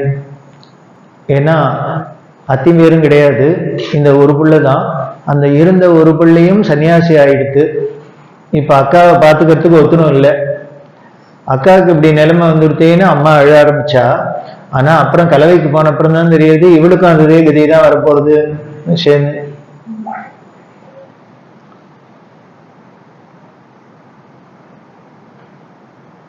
அப்படி முன்ன பின்ன தெரியாது. எதுக்கு சொல்றேன் அப்படின்னா, ஒரு பெரிய எப்பேற்பட்ட ஒரு பொறுப்பு ஆசிரமத்துல, கடுமையான ஆசிரமம் சன்னியாசம். சன்னியாசாசிரமம்ங்கிறதுல ஒரு மனிதனோட வாழ்க்கையை 4ஆ பிரிச்சிருக்கு நமது சனாதன தர்மத்துல. பிரம்மச்சரியம் அப்படின்னு படிக்கிற காலம், அதுக்கப்புறம் படிப்பெல்லாம் முடிச்சுட்டு கிரகஸ்தான் அப்படின்னு கல்யாணம் பண்ணிட்டு குடும்ப வாழ்க்கையில இருக்கிறது. அதுல பூர்ணமா இருந்ததுக்கு அப்புறம் அந்த குடும்ப வாழ்க்கையிலேருந்து பற்று கொஞ்சம் கொஞ்சமா நம்மளை விலக்கிக்கிறதுக்கு வானப்பிரஸ்தம் அப்படின்னு தனிமையில இருக்கிறது. இப்ப வானப்பிரஸ்தான்னா வேற இடம், ஏஜ் ஹோம். பேர்லாம் அழகா தான் வச்சிருக்காரு. ஏன்னா கம்பல்சரி வானப்பிரஸ்தம். ஏன்னா பிள்ளையெல்லாம் அமெரிக்கால இருக்கு, பொண்ணெல்லாம் இருக்கு, அவ இருக்காளா இல்லையா, இவா இருக்காளா இல்லையா, அவளுக்கும் கவலை இல்லை, இவளுக்கும் கவலை இல்லை. இவா தூங்குறதே அவ முழிச்சுன்னு இருப்பா, அவ முழிச்சுன்னு இருக்கிறதே இவா தூங்குவா.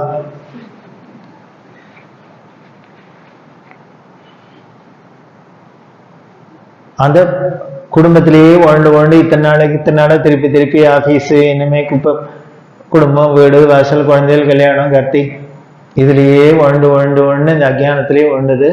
மனசுக்கு ஒரு பக்குவம் வரணும், ஒரு டிட்டாச்மெண்ட் வரணுங்கிறதுக்காக இதெல்லாம் காதலே வாங்காத எங்கன்னா தனிமையில போயிரு அப்படின்னு தான் வானப்பிரஸ்தம். அதுல நமக்கு ஒரு மாதிரி பக்குவம் வந்துடுத்து அப்படின்னால், ஏன்னா காட்டுல போய் உட்காண்டா மட்டும் வீட்டு ஞாபகம் இல்லாத இருக்குமா? அங்கேயும் போய் உட்காந்து வாட்ஸ்அப்ல சாப்பிட்டியா, தூங்கினியான்னு கேட்டுட்டா அதுக்கப்புறம் காட்டுல போய் உட்காருவேனே. அப்படிலாம் ஒரு அஜ்ஞானம் இல்லாத ஒரு நிலைமை வந்துடுத்தோம்னா அப்புறம் சன்னியாசம் வாங்கிக்கோ அப்படின்னு 4ஆ பிரிச்சுது. அதுல ரொம்ப கடுமையான ஆசிரமம் சன்னியாச ஆசிரமம் தான். காரணம் என்னன்னா, அவளுக்கு வேணுங்கிறது எதையும் அவ பண்ணிக்க முடியாது. சாப்பாடுன்னா பசிக்காத இருக்குமா? சன்னியாசியா இருந்தாலும் வயிறுக்கு பசிக்குதானே பசிக்கும். நமக்கு பசிச்சதுன்னா ஒருத்தரும் இல்லைன்னா நம்மளே போய் ஏதோ ஒரு அடுப்பை மட்டும் எதையோ பண்ணி சாப்பிடலாம். அவளுக்கு பண்ண முடியாது, நெருப்பை தொட முடியாது. இனிமே தானே இலையிலேருந்து மரத்திலேருந்து விழுற பழமா இருந்தா அதை வேணா எடுத்து சாப்பிடலாம். மரத்துல பழம் தொங்கித்துனா கூட லவக்கன்னு போய் பறிக்கப்படாது, ஏன்னா மரத்துக்கு வலிக்குமா. அப்படி ஒரு அகிம்சை. அவளுக்குன்னு எதையும் அவளாவே பண்ணிக்க முடியாது, எதையானும் பண்ணினாதான் உண்டு. பிக்ஷுன்னு இவ என்ன பண்ணும், இவ கையேந்துன்னு போகணும், யாரானு பார்த்துரும், ஐயோ சுவாமி சாப்பிடவே இல்லைன்னு பிக்ஷை போட்டா சாப்பாடு உண்டு. கடுமையான ஆசிரமம், நியமங்கள்லாம் கடுமையானது. இந்த உலகத்திலேயே இத்தனாம் பெரிய உலகத்துல இருந்து உலகத்தோட ஒட்டாதருன்னா எப்படி இருக்கிறது? இருக்க முடியுமா? அதுக்குதான் உதாரணம் சார், தாமரை இலை தண்ணி அப்படிங்கிற. அது தாமரை என்ன பண்றது, தண்ணியிலேயே தான் பிறக்கிறது, தண்ணியிலேயே தான் இருக்கு, எல்லாம் பண்றது, ஆனா சொட்டு தண்ணி ஒட்ட மாட்டேங்கிறது அது மேல. அது மாதிரி இந்த சம்சாரம்ங்கிற இந்த கடல்ல இங்கேயே தான் பிறப்போம், இங்கேயே தான் வளருவோம், இங்கேயே தான் இருப்போம். ஆனால் பட்டும் படாதையும் இருக்கணும். அப்படி இரு அப்படின்னா எவ்வளவு கஷ்டமான காரியம். சொல்றதுக்கு வேணா நன்னா இருக்கும், கேட்கறதுக்கு வேணா நன்னா இருக்கும், பண்ண முடியுமா? முடியாது. எவ்வளவு சிரமம். அப்படி ஒரு ஆசிரமம். அந்த ஆசிரமத்தை ஒரு 13 வயசு குழந்தைக்கு கொடுக்குறா. அதுவும் முன்ன பின்ன தெரியாது, திடீர்னு வந்து இந்த புடி இப்ப கையோட அப்படின்னு. சரி, அந்த சன்னியாசியா இருந்தாலும் ஏதோ சாதாரண ஒரு சன்னியாசியா இருந்தா பரவாயில்ல, ஒரு பீடாதிபதிங்கிற பொறுப்பு வேற. இந்த பீடாதிபதி பொறுப்புங்கிறது பெரிய தலையில கிரீடம், ஆனா அது முள்ளால பண்ணின கிரீடங்கிறப்பதான். எவ்வளவு கஷ்டமான காரியம் ஒரு பீடாதிபத்தியத்துல இருக்கிறது. அதுவும் ஜெகத்குரு அப்படின்னா சாஸ்திரம் சொல்றது, சிஷ்ய பாபம் குரும் ரஜேத்தன். சில பேர் பண்ற பாவம்லாம் சில பேரை போய் சேரும்னு சாஸ்திரம். ஐயோ இதை விட டேஞ்சர் கிடையாது வேற. அதுல என்ன பண்றது அப்படின்னா, சிஷ்யன் பண்ற பாவம் குருவை போய் சேரும். பிரஜைகள் பண்ற பாவம் ராஜாவை போய் சேரும். நாட்டுல ஜனங்கள்லாம் பாவம் பண்ணினா வேற ஒருத்தருக்கும் போகாது, அக்கௌண்ட்ல நேரம் அங்க கிரெடிட் ஆயிடும், ராஜாவோட அக்கௌண்ட்ல கிரெடிட் ஆயிடும். பிரஜைகள் பண்ற பாவம் ராஜாவை போய் சேரும். மனைவி பண்ற பாவம் கணவனை போய் சேரும். சிஷ்யன் பண்ற பாவம் குருவை போய் சேரும். அப்படின்னா இது என்ன அநியாய கணக்கா இருக்கு? ஏன் அப்படின்னா, இனிமே பிரஜைகள்லாம் பாவம் பண்ணாத பார்த்துக்க வேண்டியதுதான் ராஜாவோட வேலை. அதனால இப்போ பிரஜைகள்லாம் பாவம் பண்ணிட்டுன்னா ராஜா ஒழுங்கா வேலையை செய்யலன்னு அர்த்தம், அவன் கடமையை ஒழுங்கா செய்யல. அதனால என்ன, நீ பொறுப்பு இல்லாத இருந்த, அதனாலதான் அவ தப்பு பண்ணா, அதனால போவோம் அக்கௌண்ட்ல வாங்கிக்கோ. அப்ப மனைவி பண்றது, மனைவிக்கு கணவன்கிறது என்னென்ன குருஸ்தானம். அதனால அவன் நல்ல வழியில வழிகாமிக்க வேண்டியது, அழைச்சுன்னு போக வேண்டியது உன்னோட பொறுப்பு. அப்ப மாறிட்டு அப்படின்னா நீ ஒழுங்கா இல்லைன்னு அர்த்தம், நீ சரியா கைட் பண்ணல புடி. சிஷ்யன் அப்படின்னா குரு அவனை நல்ல வழியப்படுத்தி அவனை பாபம் பண்ணாது பார்த்துக்க வேண்டியதுதான் அவரோட வேலை. அப்போ அவன் மீறி பண்ணான்னா நீ ஒழுங்கா இல்லை, உன் கடமையை ஒழுங்கா செய்யல, அதனால புடி அப்படி. அப்போ இந்த கலியுகத்துல கலிகாலத்துல ஜெகத்குருன்னு பட்டம் வேண்டாம் பெரியவா சொல்றா. ஒருத்தர் கட்சி பண்ணா காசியில் இருக்கிறது, அங்க யாரு இங்க ஜெகத்குரு அப்படின்னு, நாங்களாம் உங்களை குருன்னு ஒத்துண்டோமான்னு. அதுக்கு பெரியவா சொன்னா ரொம்ப தேங்க்ஸ்ண்ணா. ஏன்னா இனிமே ஜெகத்குருவா இருந்தா உலகத்துல பண்ற அத்தனை பேர் பண்ற பாவம் என் அக்கௌண்ட்டுக்கே வரும். நீங்களாம் என்ன குருன்னு ஒத்துக்கலைன்னா அட்லீஸ்ட் உங்க பாவமான என்கிட்ட வராத இருக்கும் இல்லையோ, அது வரைக்கும் ஐம் ரிலீவ்டு. அதனால என்ன ஜெகத்குரு ஒத்துக்காத வரைக்கும் எனக்கு சந்தோஷம்தான். அத்தனை பாவம் எனக்கு வராது, இல்லைன்னால் அத்தனை பாவமும் எங்கிட்ட வந்துடும். அதனால நீங்க பெரிய உபகாரம் தான் பண்றீங்க. ஜெகத்குரு பட்டம் போட்டுனா போறாது, அதுக்கு உண்டானது நேர கிரெடிட்லயும் இருக்கு, அக்கௌண்ட்டை பார்த்துக்கணும் அப்பப்போ. அப்படி ஒரு ஜெகத்குருங்கிற பொறுப்பு. காலமும் கலிகாலம், நீங்க என்னதான் தெய்வத்தின் குரல்ல கதறினாலும் ஒருத்தரும் கேட்க போறது இல்லை அப்படின்னு தெரிஞ்சுட்டும் ஒரு இடத்துக்கு வரணும் அப்படின்னா அப்படி ஒரு இக்கட்டான, எதுக்கு சொல்றேன், இவர் பெரிய பீடாதிபதியா இருந்தார், காஞ்சி காமகோடி பீடாதிபதி ஜெகத்குரு சங்கராச்சாரிய பெரிய, எல்லாம் கேட்கறதுக்கு அழகா இருக்கு. ஆனா எவ்வளவு ரிஸ்கான ஒரு இடத்துல உட்கார்ந்துட்டு இருக்கா, எவ்வளவு ஒரு கத்தி மேல நடக்கிறாப்புலதான். அப்படி ஒரு ஸ்தானம் அது. அதுல ஒரு 13 வயசு குழந்தைய ஏற்றி உட்காத்தி வச்சா அதுக்கு என்ன உலகம் தெரியுமா, என்ன தெரியும், எப்படி அதுங்கிறது இருந்தான்னா அம்மா பயந்தா அப்பா பயந்தா. ஆனால் சாமிநாதன் பயந்தாரான்னு, அவர் பயப்படல. ஏன்னு, இவரு உன் புள்ள சங்கராச்சாரியர் ஆகணும்னு நீ ஒன்றும் நினைக்கல, ஏதாவது நினைச்சிடலான்னு நம்ம பார்த்து குழந்தை சங்கராச்சாரியரா ஆனால் தேவையில்லைன்னு நினைச்சுன்னு பத்தியா இல்லை. அதனால நீ உன் புள்ள சங்கராச்சாரியா ஆகணும், சாமியாரா ஆகணும்னு நீனும் ஆசைப்படல. இல்லை நான் தான் ஆசைப்பட்டேன்னா நம்மளும் ஒரு நாளைக்கு சங்கராச்சாரியரா ஆனால் தேவையில்லைன்னு ஏதாவது ட்ரை பண்ணேன்னா இல்லை. நீனும் நினைக்கல, நானும் நினைக்கல, ஆனா நடக்கிறது அப்படின்னா அப்ப யாரோ ஒருத்தர் நினைச்சிருக்கா. நம்ம நினைக்காததை யாரோ ஒருத்தர் நினைச்சிருக்கா, அதுதான் நடக்கிறதுன்னா அதுதான் என்னன்னு அம்பாள் நினைச்சிருக்கா. அம்பாளோட சங்கல்பம் நான் தான் வரணும்னு இருக்கு வச்சிருக்கா. அதோட இல்லை, குருநாதர் சங்கல்பம், எனக்கு முன்னால் இருந்த குருக்கள்லாம் நான் தான் வரணும்னு தீர்மானம் பண்ணிட்டு தானே சொல்லிட்டு போயிருக்கா. அப்படின்னா அப்ப அவான்னா கவலைப்பட்டிருக்கணும். இந்த குழந்தைய தூக்கி உட்காத்தி வச்சாக்க இது ஒழுங்கா உருப்படுமா உருப்படாதான்னு அவான்னா கவலைப்படணும். வேலை கொடுக்குறவன் இன்டர்வியூ பண்றவன்னா கவலைப்படணும், இவனை வேலையில வச்சா ஒழுங்கா வேலை செய்வேனான்னு. எம்ப்ளாயி என்ன பண்ணுவோம், எதுவாக இருந்தாலும் வெளுத்து வாங்கிடுவேன் சார்னு அவன் சொல்லிட்டு தான் போய் சொல்லிட்டு தான் வருவார் வேலைக்கு. கொடுக்குறவர்னா ஜாக்கிரதையா கொடுக்கணும். அது மாதிரி என்ன, இந்த பீடத்துக்கு பீடாதிபதியா வைக்கணும்னு நினைச்சவர்னா அந்த கவலைப்பட்டிருக்கணும், நீ நானும் கவலைப்படுவானேன்னு. அதனால அம்பாள் சங்கல்பம் இப்படி இருக்கு அப்படின்னா எதிர்ச்சைன்னு பேர். நம்ம எதையும் இச்சை, நம்மளோட ஆசையில இல்லாத ஏதோ ஒண்ணு நடந்தது அப்படின்னா அது எதிர்ச்சியா நடக்கிறது. சன்னியாசிகளுக்கு சொல்றதே எதிர்ச்சியாலாப சந்தோஷ்டா அப்படின்னு, என்ன நடக்கிறதோ அதுல சந்தோஷப்படுறவா. நம்ம அஜ்ஞானிகளா இருந்தா என்ன, நம்ம நினைச்சது நடந்தாதான் சந்தோஷம். ஆனா அந்த பிரம்ம நிஷ்டர்களுக்கு, பிரம்ம ஞானிகளுக்கு என்ன, எது நடக்கிறதோ அது அம்பாள் சங்கல்பம், அப்படிதான் நடக்கிறது, ஈஸ்வர சங்கல்பம் நடக்கிறது, அவ்வளவுதான். அப்படி இருக்கிறவன் அப்ப சொல்ல, அப்போ பெரியவா சொல்ல, அதனால நான் தானே என்னோட குரு பரமகுருன்னு 2 பேரும் தீர்மானம் பண்ணியிருக்கா. அதனால நம்புறேன், அவளோட அனுகிரகத்தை நம்புறேன். எனக்கு நல்ல பேர் வாங்கி கொடுக்க வேண்டியது அவளோட பொறுப்பு.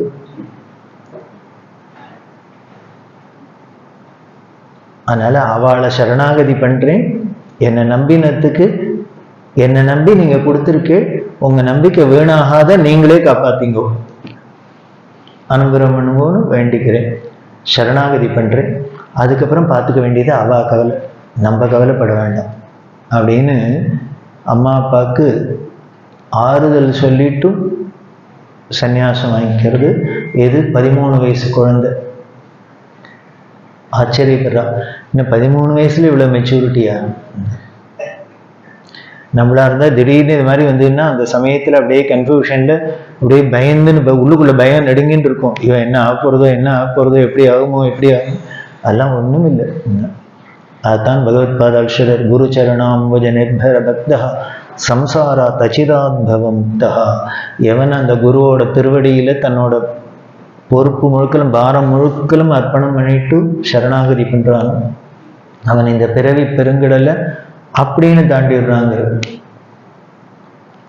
சொடக்கு போடுற நேரத்தில் இந்த சம்சார சாகரத்தை தாண்டிடுறாங்க அப்படிங்கிறது சொல்றவர் யாரு?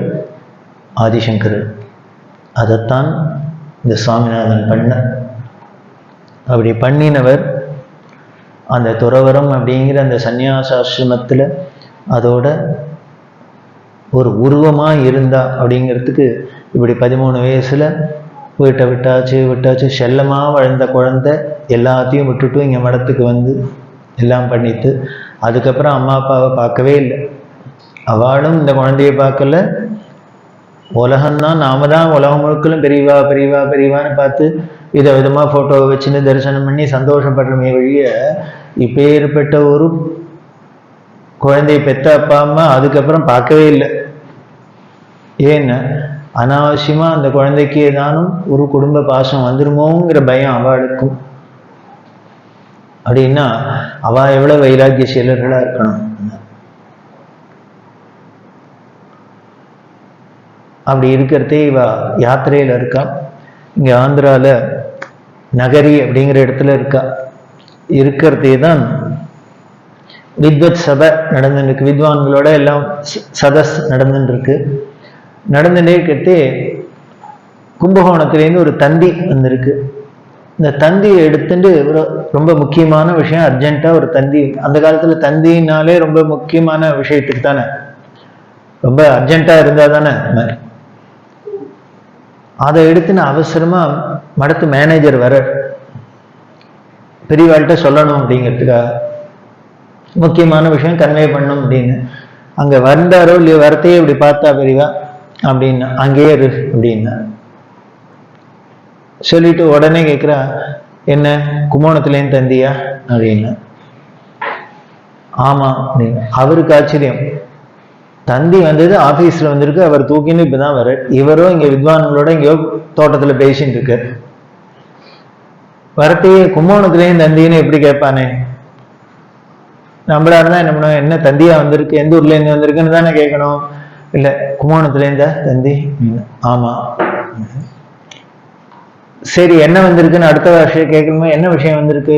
கேட்கல. உடனே இங்கே உட்காந்துருக்க வித்வான்கள்கிட்ட கேட்குறா, இந்த சித்திரேன்னு பேசாத இருந்துட்டு ஒரு சன்னியாசியோட அம்மா காலம் ஆயிட்டான்னு தெரிஞ்சாக்க சன்னியாசி என்ன பண்ணணும்னு சாஸ்திரம் சொல்றது. சம்பந்தமே இல்லாத இப்ப நடந்துங்கிற பேச்சுக்கு சம்பந்தமே, இந்த டாபிக் சம்பந்தம் இல்லாத இப்படி ஒரு திடீர்னு ஒரு கேள்வி கேட்டா, ஒரு சன்னியாசியோட தாயார் காலம் ஆயிட்டான்னு சன்னியாசி காதில் விழுந்தீங்கன்னா சன்னியாசி என்ன பண்ணணும்னு சாஸ்திரம் சொல்றது. இப்படி கேட்டா எய்தாப்புல உட்காந்து நம்மள மாதிரி விஷயம் தெரியாதவாளா இருந்தா ஒன்றும் தலையும் புரியாது காதும் புரியாதுன்னு முடிப்போம். உட்காந்துருக்கு வாழாம வித்வான்கள் பெரிய பெரிய பண்டிதாள். இப்படி திடீர்னு பெரியவாளுக்கு கேட்டோன்னு ஒருத்தருக்கு ஒருத்தர் உடனே லிங்க் பண்ணிக்கிறா. ஏன்னா முதல்ல பெரியவா ஹிண்ட் கொடுத்துட்டா என்ன கும்போணத்துலேருந்து வந்திருக்கான்னு. கும்போணத்துலேருந்து வந்திருக்கான்னா பெரியவாளோட தாயார் கும்பகோணத்துல இருக்காங்கிறது எல்லாருக்கும் தெரியும். அப்பா அம்மா கும்பகோணத்துல இருக்காங்கிறது தெரியும். இவர் கும்பகோணத்துலேருந்து தந்தியான்னு கேட்ட க்ளூ ஒண்ணு. அடுத்தது ஒரு சன்னியாசியோட அம்மா காலம் ஆயிட்டான்னு தெரிஞ்சா என்ன பண்ணும்? இப்ப எல்லாருக்கும் புரிஞ்சுருக்கு என்ன நடந்திருக்கு. ஒண்ணும் இல்லை, பெரியவாளோட தாயார் காலம் ஆயிட்டான்னு தந்தி வந்திருக்கு மடத்துல இருக்கு. அதை சொல்லணுங்கிறதுக்கு தான் பெரியவாள்கிட்ட வர.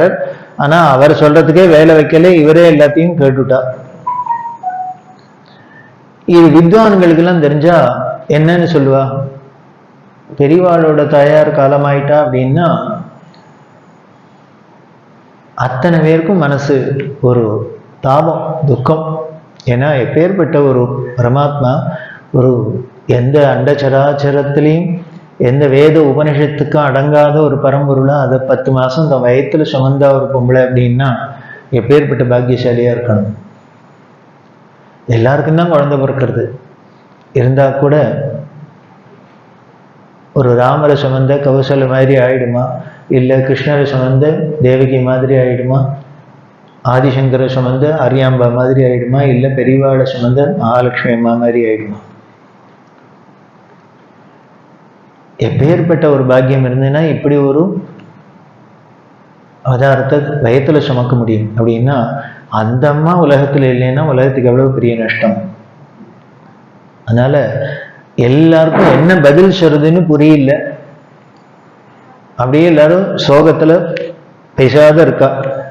பெரியவா என்ன பண்ணா, ஏந்துண்டா நேர நடக்கிறா. நடந்து பக்கத்துல ஒரு அருவி, கைலாச கொனை, சதாசிவ கொனை அப்படின்னு, அது வரைக்கும் நடந்து போனா அந்த அருவியில போய் ஸ்நானம் பண்ணினா. பெரியவா ஸ்நானம் பண்ணானோ இல்லையோ, எல்லாருக்குமே ஓரளவுக்கு இந்த விஷயம் பரவி எடுத்து எல்லாம் ஊரே திரண்டு வருது. ஆனா ஒருத்தரும் ஒன்றும் பேச்சு மூச்சு இல்லை. எல்லாரும் அமைதியா மௌனம் ஊர் போனா அந்த அருவியில பெரியவா ஸ்நானம் பண்றது எல்லாரும் குளிச்சா வந்தா, அவ்வளவுதான். பெரியவா தாயார் போயிட்டா அப்படின்னு கேள்வி கேட்டதுக்கு, விஷயம் வந்ததுக்கு பண்ணினது என்ன ரியாக்ஷன்? இது ஒண்ணுதான். ஏன்னு சாஸ்திரம் சொல்லியிருக்கு, சன்னியாசியா இருந்தாலும் அம்மா போயிட்டான்னு சொன்னா ஸ்நானம் பண்ணணும். அம்மாவுக்கு மட்டும் அது. தாயார் போயிட்டான்னு கேள்விப்பட்டா கூட அம்மாவுக்காக ஒரு ஸ்நானம் பண்ணணும். அதனால வித்வான்கள்லாம் கேட்டா என்ன பண்ணணும் அப்படின்னா, வெறும் ஸ்நானம் பண்ணணும்னு அவ சொல்லுவானே, இவரே தான் பண்ணிட்டாரு அப்படின்னா அதுதான் ஆச்சரியம். இதுவான அம்மாவுக்கு பண்ணினா, அப்பா போயிட்டாரு அப்படிங்கிறது அது கூட இல்லை. பெரியவாளோட அண்ணா கணபதி சாஸ்திரி அப்படின்னு இருந்தார். பெரியவாளுக்கு அண்ணாவுக்கும் 10 வயசு வித்தியாசம். அப்படி இருக்கிறது திருவல்லிக்கேணில தான் அண்ணா இருந்தார். கடைசியில ராகணபதி அண்ணா அவர் பெயர்க்கிறது அண்ணா போயிட்டார் அப்படின்னு விஷயம் வந்திருக்கு. கணபதி சாஸ்திரிகள் போயிட்டார் அப்படின்னு. இப்படி ஒரு வீட்டிலேயே கூடவே பிறந்து வளர்ந்து இருந்த ஒரு அண்ணா போயிட்டார் அப்படின்னா பெரியவாளோட ரியாக்ஷன் எப்படி இருந்ததுன்னு, ராகணபதீஸ்வரர் தானாடலைன்னாலும் சதையாடும்ப, அது கூட இங்க பொய்யா இருந்தது, அது கூட இங்க பொய்யா போயிடுது. அது போயிட்டார் அப்படின்னு ரொம்ப கூலா, யாரோ யாராத்துலயே யாரோ போனாப்புல போயிட்டார். அப்ப சரம் இந்த ஆத்துல ஒன்னா இருக்கிறதே அவர் அண்ணாவா இருந்தார், தம்பியா தான் என்ன ட்ரீட் பண்ணினார். அந்த எத்தோட தான் இருப்பா. ஏன்னா 10 வயசு வித்தியாசம் இருந்ததுனால. ஆனா அதுக்கப்புறம் நான் இவர் பீடாதிபதியா சன்னியாசி ஆனதுக்கு அப்புறம் அவர் எப்படி இருந்தார் அப்படின்னு, ஆத்துல அண்ணாவா இருக்கிறதே அவரெல்லாம் அந்த தோரணையோட இருந்தார். அதுக்கப்புறம் இவர் தோரணையோட சன்னியாசி சுவாமிகளா ஆனதுக்கு அப்புறம் என்னன்னா, மடத்துக்கு தொண்டரா தனக்கு சிஷ்யனா என்னெல்லாம் காரியம் பண்ணார். அதுக்கப்புறம் இப்படி ஆனதுக்கு அப்புறம் மடத்துல முதிராதிகாரியா இருந்து எல்லாம் இங்க கைங்கரியம் பண்ணதுங்கிறது அப்ப வேற. அது வரணுமே. நமக்கு என்னதான் இருந்தாலும் பழைய தம்பிங்கன்னு ஞாபகமே இல்லாத, இப்போ ஆச்சாரியன் அப்படின்னு நம்மளோட குரு அவர் சொல்றதுதான் நமக்கு அப்படிங்கிறது பாவம் வரணுமே. இப்படிதான் இருந்தார் அப்படின்லாம் சொல்லிட்டு, அது ஏதோ கணபதினு இவருக்கு பேர் வந்தது, தாத்தாவோட பேரு, அதனால அவருக்கு வச்சா எல்லாம் சொல்லிட்டு அப்ப சொல்றான். இப்போ மடத்துல நான் சாமிகள் ஆனதுக்கு அப்புறம், நான் ஜெகத்குரு ஆனதுக்கு அப்புறம் அவர் சிஷ்யராகி மடத்துக்கு கைங்கரியம் பண்றதெல்லாம் எவ்வளவு பவ்யமா இருக்கலாமோ அப்படிதான் இருந்தார். அப்ப தம்பிங்கிற ஒரு அட்வான்டேஜ் எடுத்துலாம் இல்லை, அப்ப சிஷ்யன்கிற பாவத்துல தான் இருந்தார். அதே அண்ணாவா ஆத்துல இருக்கிறதே அந்த தோரணையோட இருந்திருக்கார். என்ன அப்படின்னா, இவ திண்டிவனம் ஸ்கூல்ல படிச்சுட்டு இருக்கா இல்லையா, அப்போ படிச்சுன்னுக்கிறதே தானே, அங்கேருந்து தான் வந்து சன்னியாசத்துக்கு வந்தா. ஸ்போர்ட்ஸில் ரொம்ப இன்ட்ரெஸ்ட், விளையாட்டில் ரொம்ப இன்ட்ரெஸ்டாக. அதனால் ஸ்கூல் படிக்கிறதே ஸ்கூல் பசங்களோடு சேர்ந்து விளையாடுற வழக்கம் உண்டு. விளையாடுறதுலேயும் இந்த காலம் மாதிரி கிரிக்கெட் அப்போ ஃபேமஸ் கிடையாது, ஃபுட்பால் உண்டு. ஆனால் ஃபுட்பால் ஆடுறதுக்கு எனக்கு பர்சனாலிட்டி போராது. ஏன்னா பந்தை உதச்சி வச்சு ஆடணும் அப்படின்னா அதுக்கேற்ற தெம்போடு இருக்கணும், எனக்கு அது போராது. அதனால எனக்கு பேட்மிண்டனில் இன்ட்ரெஸ்ட் உண்டு. அதனால பேட்மிண்டன் விளையாடுவோம். அதுக்கு உண்டான ஃப்ரெண்ட்ஸை சேர்த்துட்டு தினம் ஸ்கூலில் கிரவுண்டில் விளையாடுற வழக்கம் உண்டு. எத்தனை நேரம் விளையாடுறது அப்படின்னா, இருட்டி எய்த்தாப்புல பந்து வர்றது தெரியக்கூடாது, அது வரைக்கும் விளையாடணும். 1 hour 2 hours அவர் கணக்கெல்லாம் கிடையாது. இது அத்தனையுமே பெரியவா சொல்றது தான். அவன் எய்த்தாப்புல பந்து அடிச்சான்னா அது வந்து வர்றது தெரியக்கூடாது, அது வரைக்கும் இருட்டுற வரைக்கும் விளையாடணும்னு அப்படி ஒரு ஆசை இந்த விளையாட்டுல. அப்படி விளையாட்டு ஒரு நாளைக்கு இந்த டென்னிஸ் ராக்கெட்டை தூக்கின்னு வீட்டுக்குள்ள இப்படி ஸ்டைலா உள்ள நுழையதான் சுவாமிநாதன். உள்ளுக்குள்ள அண்ணா நிற்கிறார் கணபதி. இந்த அப்படி வாசல்ல தம்பி வரத்தை பார்த்த உடனே திட்டுற,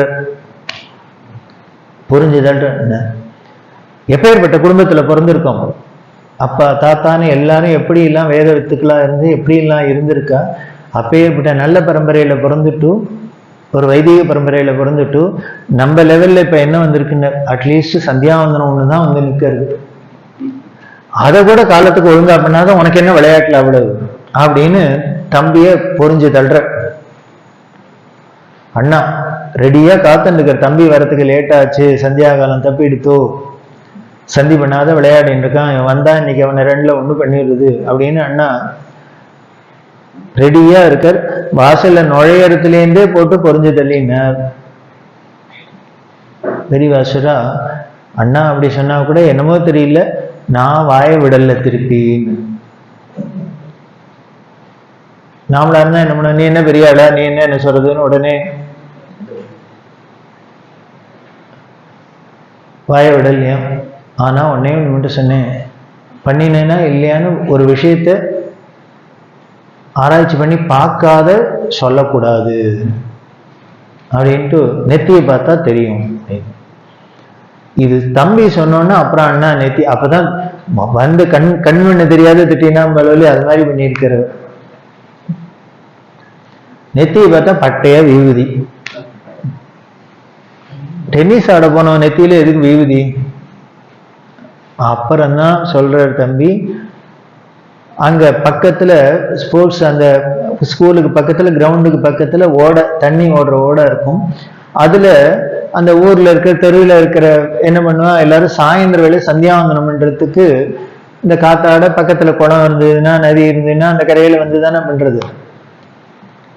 அது தனி சுகம்தான். அப்படி ஓப்பன்ல வந்து ஜம்முன்னு கை காலால மெண்ணி அந்த குளத்தங்கரையில அந்த படிக்கரையில உட்காந்துட்டு கரையில உட்காந்து சந்தியாவந்தனம் பண்றதுங்கிறதே தனி சுகம் தானே. அட்லீஸ்ட் எல்லாம் கேட்கவான்னு கேட்போம். முதல்ல சந்தியாவந்தனம் பண்ணணுங்கிறத கேட்டுட்டு அப்புறம் ஓப்பன்ல பண்றதா க்ளோஸ்ல பண்றதா. சந்தியாவந்தனத்தையே க்ளோஸ் பண்ணாத. அப்படி பண்ணுவாடும். அதுல வரவாழ்கிட்ட பார்த்துட்டு என்ன பண்ணுவான்னா, சந்தியாகாலாகி வேலை சந்தி பண்ண வந்தோடனே இந்த சுவாமிநாதன் டீம் என்ன பண்ணும், எல்லா அந்த ரேக்கெட் எல்லாத்தையும் கிரவுண்ட்லயே போட்டுட்டும், இல்ல மடி வேற, அதனால ஸ்கூல் ட்ரெஸ் விழுப்பு, அதனால அதையும் எல்லாத்தையும் அவுத்து போட்டுட்டோம். வெறும் கௌபீனத்தோட வந்து அந்த ஓடையிலேயே இவா கை கால அமிண்டு அவ வந்து வாழ்கிட்ட ஓசியில வீதி வாங்கி நெத்தியை எட்டு சந்தியாவந்தனம் பண்ணிட்டு அதுக்கப்புறம் வெளிச்சம் இருந்ததுன்னா திருப்பி போய் எல்லாத்தையும் போட்டு விளையாடுறது. டென்னிஸ் ஆஃப்டர் த பிரேக், அப்படிதான் விளையாட்டு வந்திருக்கு. இது மாதிரி பண்ணிட்டு இருந்திருக்க. அது அண்ணாவுக்கு தெரியுமா, பக்கத்துல இனிமே ஓடுறது, அங்க இனிமே வர இனிமே சாஸ்திரிகள்லாம் வந்து சந்தி பண்ற. இத சுவாமிநாதன் சொன்ன, நீ பிறந்த குடும்பத்துல தான் நானும் பிறந்திருக்கேன், அதனால உனக்கு இருக்கிற பொறுப்புல பாதியான எனக்கும் இருக்கும். அதனால நம்ம அந்த பேர்பட்ட குடும்பத்துல பிறந்துட்டு காலத்துல சந்தி பண்ணாத இருக்கக்கூடாதுங்கிறது எனக்கும் தெரியும். அதனால நான் என்ன பண்ணேன், இது மாதிரி நடந்ததுன்னு சொல்றேன், தம்பி அண்ணாக்கு சொல்றேன். அங்க வந்தது நானும் சந்தி காலத்துல பண்ணிட்டு அப்புறம் டைம் இருந்தது, விளையாட்டு தான்ப்பா வந்தேன் அப்படின்னா, இதை கேட்டோன்னா அண்ணாக்கு ரொம்ப உருகிட்டார். ஐயோ, இப்படி ஒரு பொறுப்பான தம்பியா போய் நம்ம சொன்னோம். உடனே அண்ணா மனசு ரொம்ப ஃபீல் பண்ணி அதை சொல்றான். அண்ணா ஃபீல் பண்ணினார் அப்படின்னா எந்த அளவுக்கு ஃபீல் பண்ணினார் அப்படிங்கிறத நேர பார்த்தா எனக்கு தான் தெரியும். அப்ப சொல்றா, இந்த காலத்துல எல்லாரும் தப்பு பண்ணினா ஃபீல் பண்றேன்னு சொல்லிட்டு சாரின்னு சொல்றதே என்னென்ன, நன்னா காலை முதிச்சுட்டு சாரி அப்படின்ட்டு கூலா போற. நம்ம சாரிங்கிறதே ஒரு உபச்சாரத்துக்கு தான் வச்சுருக்கோமே வழி, அது மனசார ஏதோ அந்த ஃபீல் பண்ணியா தெரியுதா? அப்படி ஃபீல் பண்ணனா மூஞ்சி பேர் காமிச்சு கொடுத்துருமே. இல்லை, அப்படி இல்லை. எந்த அளவுக்கு அண்ணா ஃபீல் பண்ணினா என்ன அப்படி தப்பா சொல்லிட்டுமேன்னு ஃபீல் பண்ணாங்கிறது நேர பார்த்தா எனக்கு தான் தெரியும். இத்தனை நாள் ஆகியும் மறக்காத இருக்கு அந்த ஃபீலிங் அண்ணாவோடது. பண்ணிட்டு என்ன பண்ணார் அடுத்ததுன்னு, அண்ணா இப்போ தப்பு பண்ணிட்டாரோ இல்லையோ, தம்பி ஒழுங்கா சந்தியாந்தனம் பண்ணிக்கா ஆனால் பண்ணலன்னு அபாண்டமாக சொல்லியிருக்கார். அதனால அண்ணா என்ன பண்ணாரான்னு தப்பு தான்ப்பா, நான் சுவாமிகிட்ட மன்னிப்பு கேட்டு நமஸ்காரம் பண்ணிக்கிறேன் அப்படின்னு சொன்னதோட இல்லை, நேரம் உள்ள போய் பண்ணினார். இதுல தெரியவா என்ன சொல்றான்னா, அப்போ என்னதானே திட்டினார், எங்கிட்ட தானே சாரின்னு சொல்லி எங்கிட்ட மன்னிப்பு கேட்டிருக்கணும். ஆனா அண்ணா என்ன பண்ணார், அந்த புரோட்டோகாலை விடலையாம். ஏன்னார், அண்ணா போய் தம்பிகிட்ட மன்னிப்பு கேட்கறதாவது அப்படின்ட்டு அப்ப சொல்ற. அதெல்லாம் அந்த காலம், பெரியவா வயசு வித்தியாசம் இல்லாத சின்னவாழ்கிட்ட மன்னிப்பு கேட்கறது அதெல்லாம் கிடையாது. அதனால என்ன பண்ணார், அண்ணா அந்த ஸ்தானம் கெத்து அது.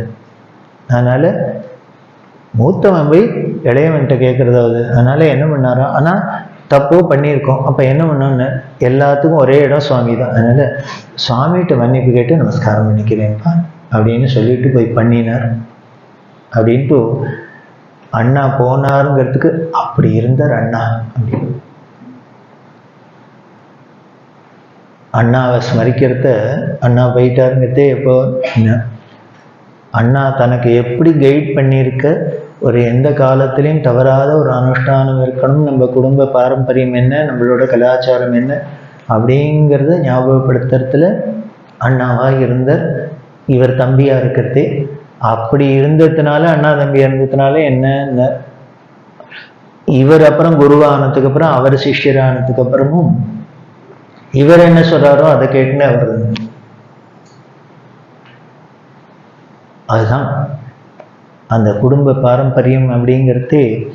எப்படி நமக்கு ஒரு விஷயங்கள் வர்றது அப்படிங்கிறது தெரியுது. அப்படி ஆத்துல இருக்கா, பெரியவா இருக்கான்னா அந்த நல்லதை சொல்லித்தரதுக்கு தான் இருக்கும். அவ நல்லது சொன்னாலும் சின்னவா கேட்டுக்கணுமே, நமக்கு நல்லதுக்கு தான் சொல்றான்னு அந்த பாவம் தான் முக்கியம். உடனே எதை எடுத்தாலும் நீங்க ஆரம்பிச்சிடாதீங்க, உங்களுக்கு தான் எல்லாம் தெரியுமான்னு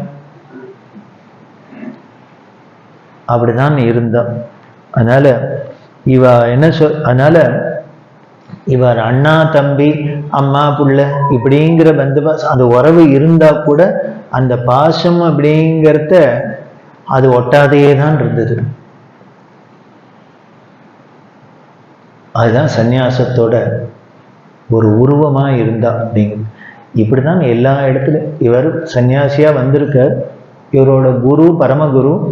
பரமகுரு அப்படி மகா தபஸ்வியா இருந்திருக்கிறதுக்கு என்ன சாட்சி, இந்த கலவையில் அதிஷ்டானம் இருக்கு. அந்த கலவை பிரிவாளோட பெருமையை தெரிஞ்சுக்கணும்னா வேற ஒண்ணும் வேண்டாம், இப்பேற்பட்ட ஒரு மகானை கண்டுபிடிச்சு கொடுத்தாரு உலகத்துக்கு அப்படின்னா அவர் எப்பேற்பட்டவரா இருக்கணும்.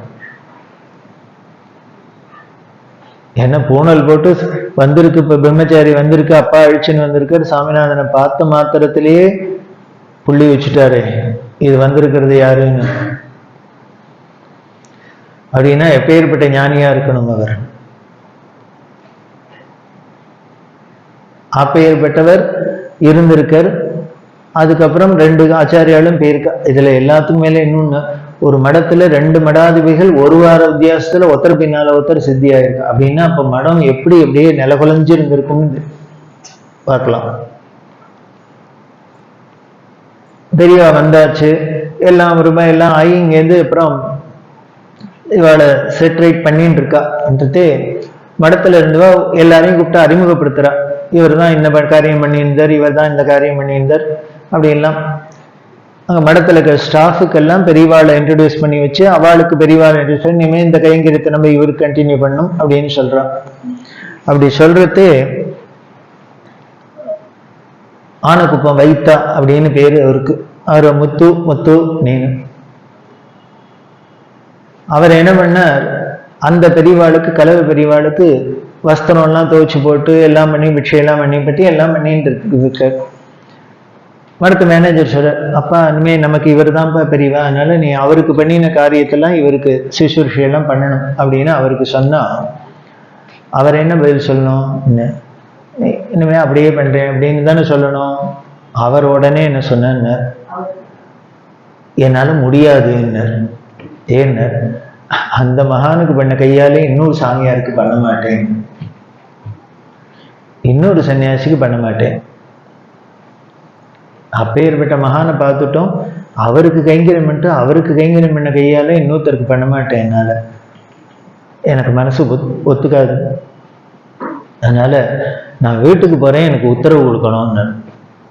அப்படின்னா நம்ம புதுசா ஆபீஸ்ல போய் மேனேஜரா சேர்ந்து எல்லாரையும் கூப்பிட்டு இவர் தான்ப்பா உனக்கு இனிமே பாஸ், நீங்க தான் எல்லாம் காரியம் பண்ணும் அப்படின்னா ஒருத்தனா இவருக்கு ஏமா வேலை செய்வோம் நான் போறேன்னாக்க வந்தவருக்கு எப்படி இருக்கும்? இப்படி ஒத்தரா சொல்லிட்டு போனாக்க அப்புறம் இவர் என்ன பண்றது? இல்ல நமக்கு அந்த ஈகோ இருக்கு மாதிரி, ஏன் நான் என்ன குறைஞ்சு போயிட்டேன், ஏன்னா அவருக்கு பண்ணது எனக்கு பண்ணப்படாதா, வரலாம் இல்லையோ? வந்துதா பெரியவாளுக்கு? 1907 இது மாதிரி இவர் முத்து சொல்றதே பெரியவாளோட மனசு எப்படி இருந்தது, அதுக்கு அவரோட ரியாக்ஷன் எப்படி இருந்தது அப்படிங்கிறது எப்போ தெரிஞ்சதுன்னு 70 வருஷம் கழிச்சு தெரிஞ்சது. 70 வருஷம் கழிச்சு தெரிஞ்சது. இப்படி பண்ணாரா, சரி கலவையில இப்படியாச்சு.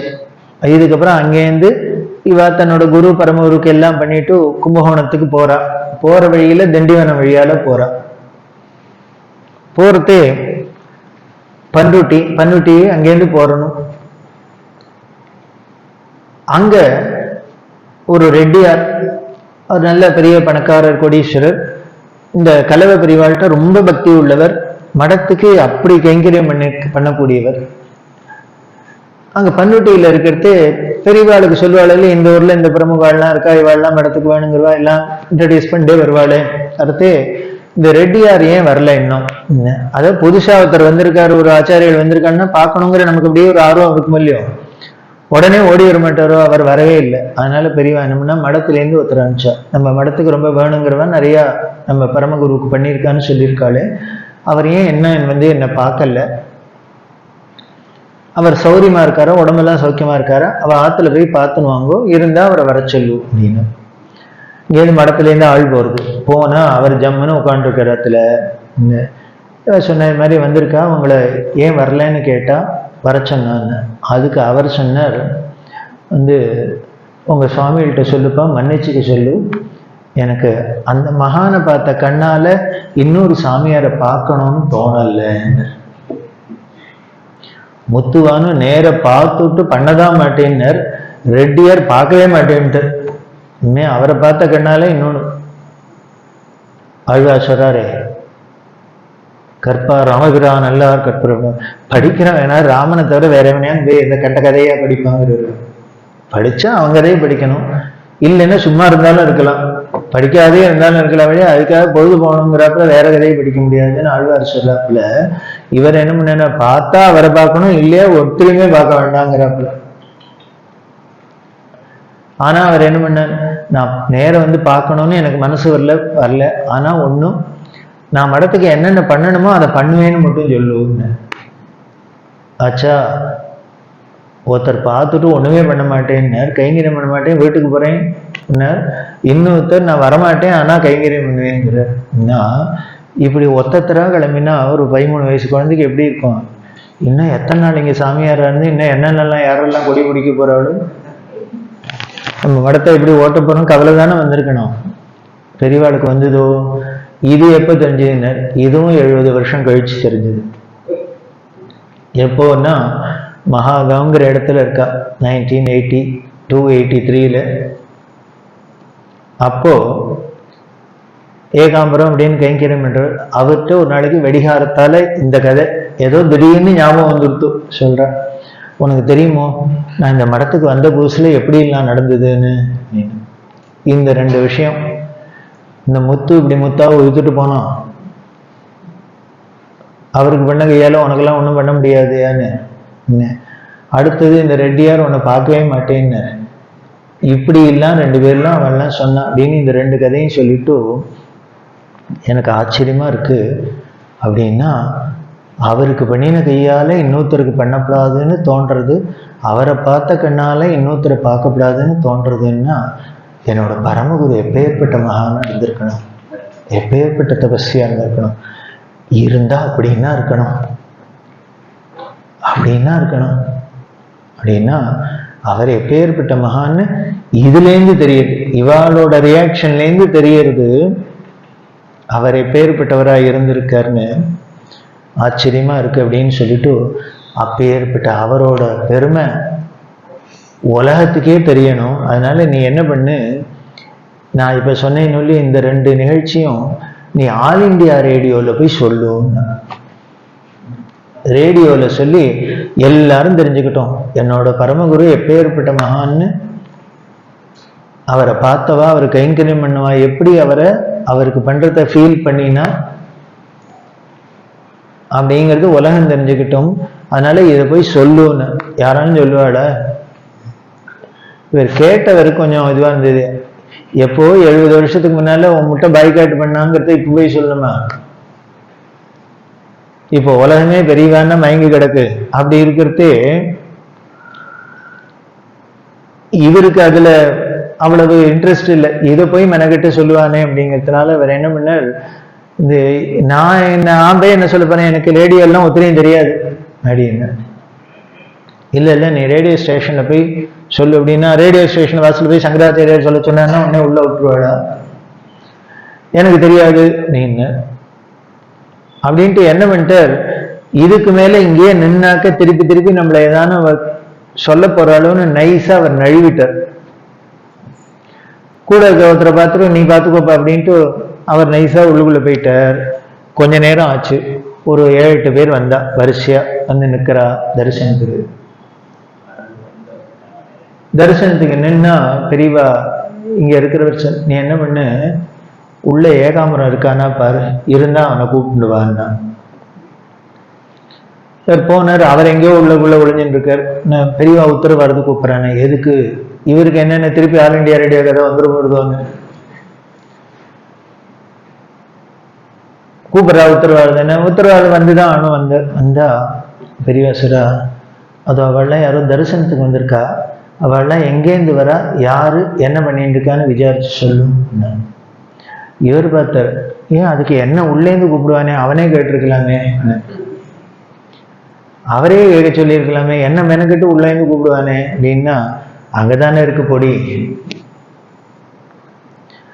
உடனே கேட்டார், நீங்களாம் யார் சார், எங்கேருந்து வந்திருக்கீள், என்ன பண்ணீர்கள் பெரியவா கேட்குறான். உடனே அவ சொன்னா, நாங்க எல்லாரும் all India radio station directors.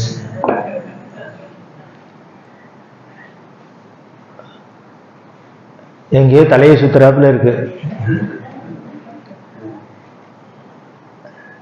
கழவர் அதனாலதான் ஏகாம்பரத்தை கூப்பிடுன்னு இருக்கார். ஏன்னா இவர் தானே சொல்லிட்டு போனார், எனக்கு ரேடியோல ஒத்திரையும் தெரியாதுன்னு. நாங்க எல்லாரும் ஸ்டேஷன் டைரக்டர்ஸ். போருமா? ஒரு ஸ்டேஷன் இல்லை, எல்லா ஸ்டேஷன் டைரக்டரும் அணிவகுத்துன்னு. உடனே எதுக்காக இங்க வந்தாங்கல்ல, பக்கத்துல பெல்காம்ல எங்களுக்கு all India station directors conference இருக்கு, அது நாளையிலேருந்து 3 நாளைக்கு இருக்கு. இங்க பக்கத்துல பெரியவா கேம்ப் இருக்குன்னு சொன்னா, அதனால இன்னைக்கு கொஞ்சம் ஃப்ரீயா இருக்குதே வந்து தரிசனம் பண்ணிட்டு போலாமேன்னு எல்லாரும் வந்தோம்.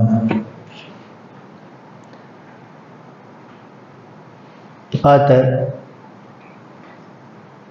உடனே பெரியவா சொல்றா, நீ என்னமோ ஒத்திரியும் தெரியாதுன்னு அப்படின்னு.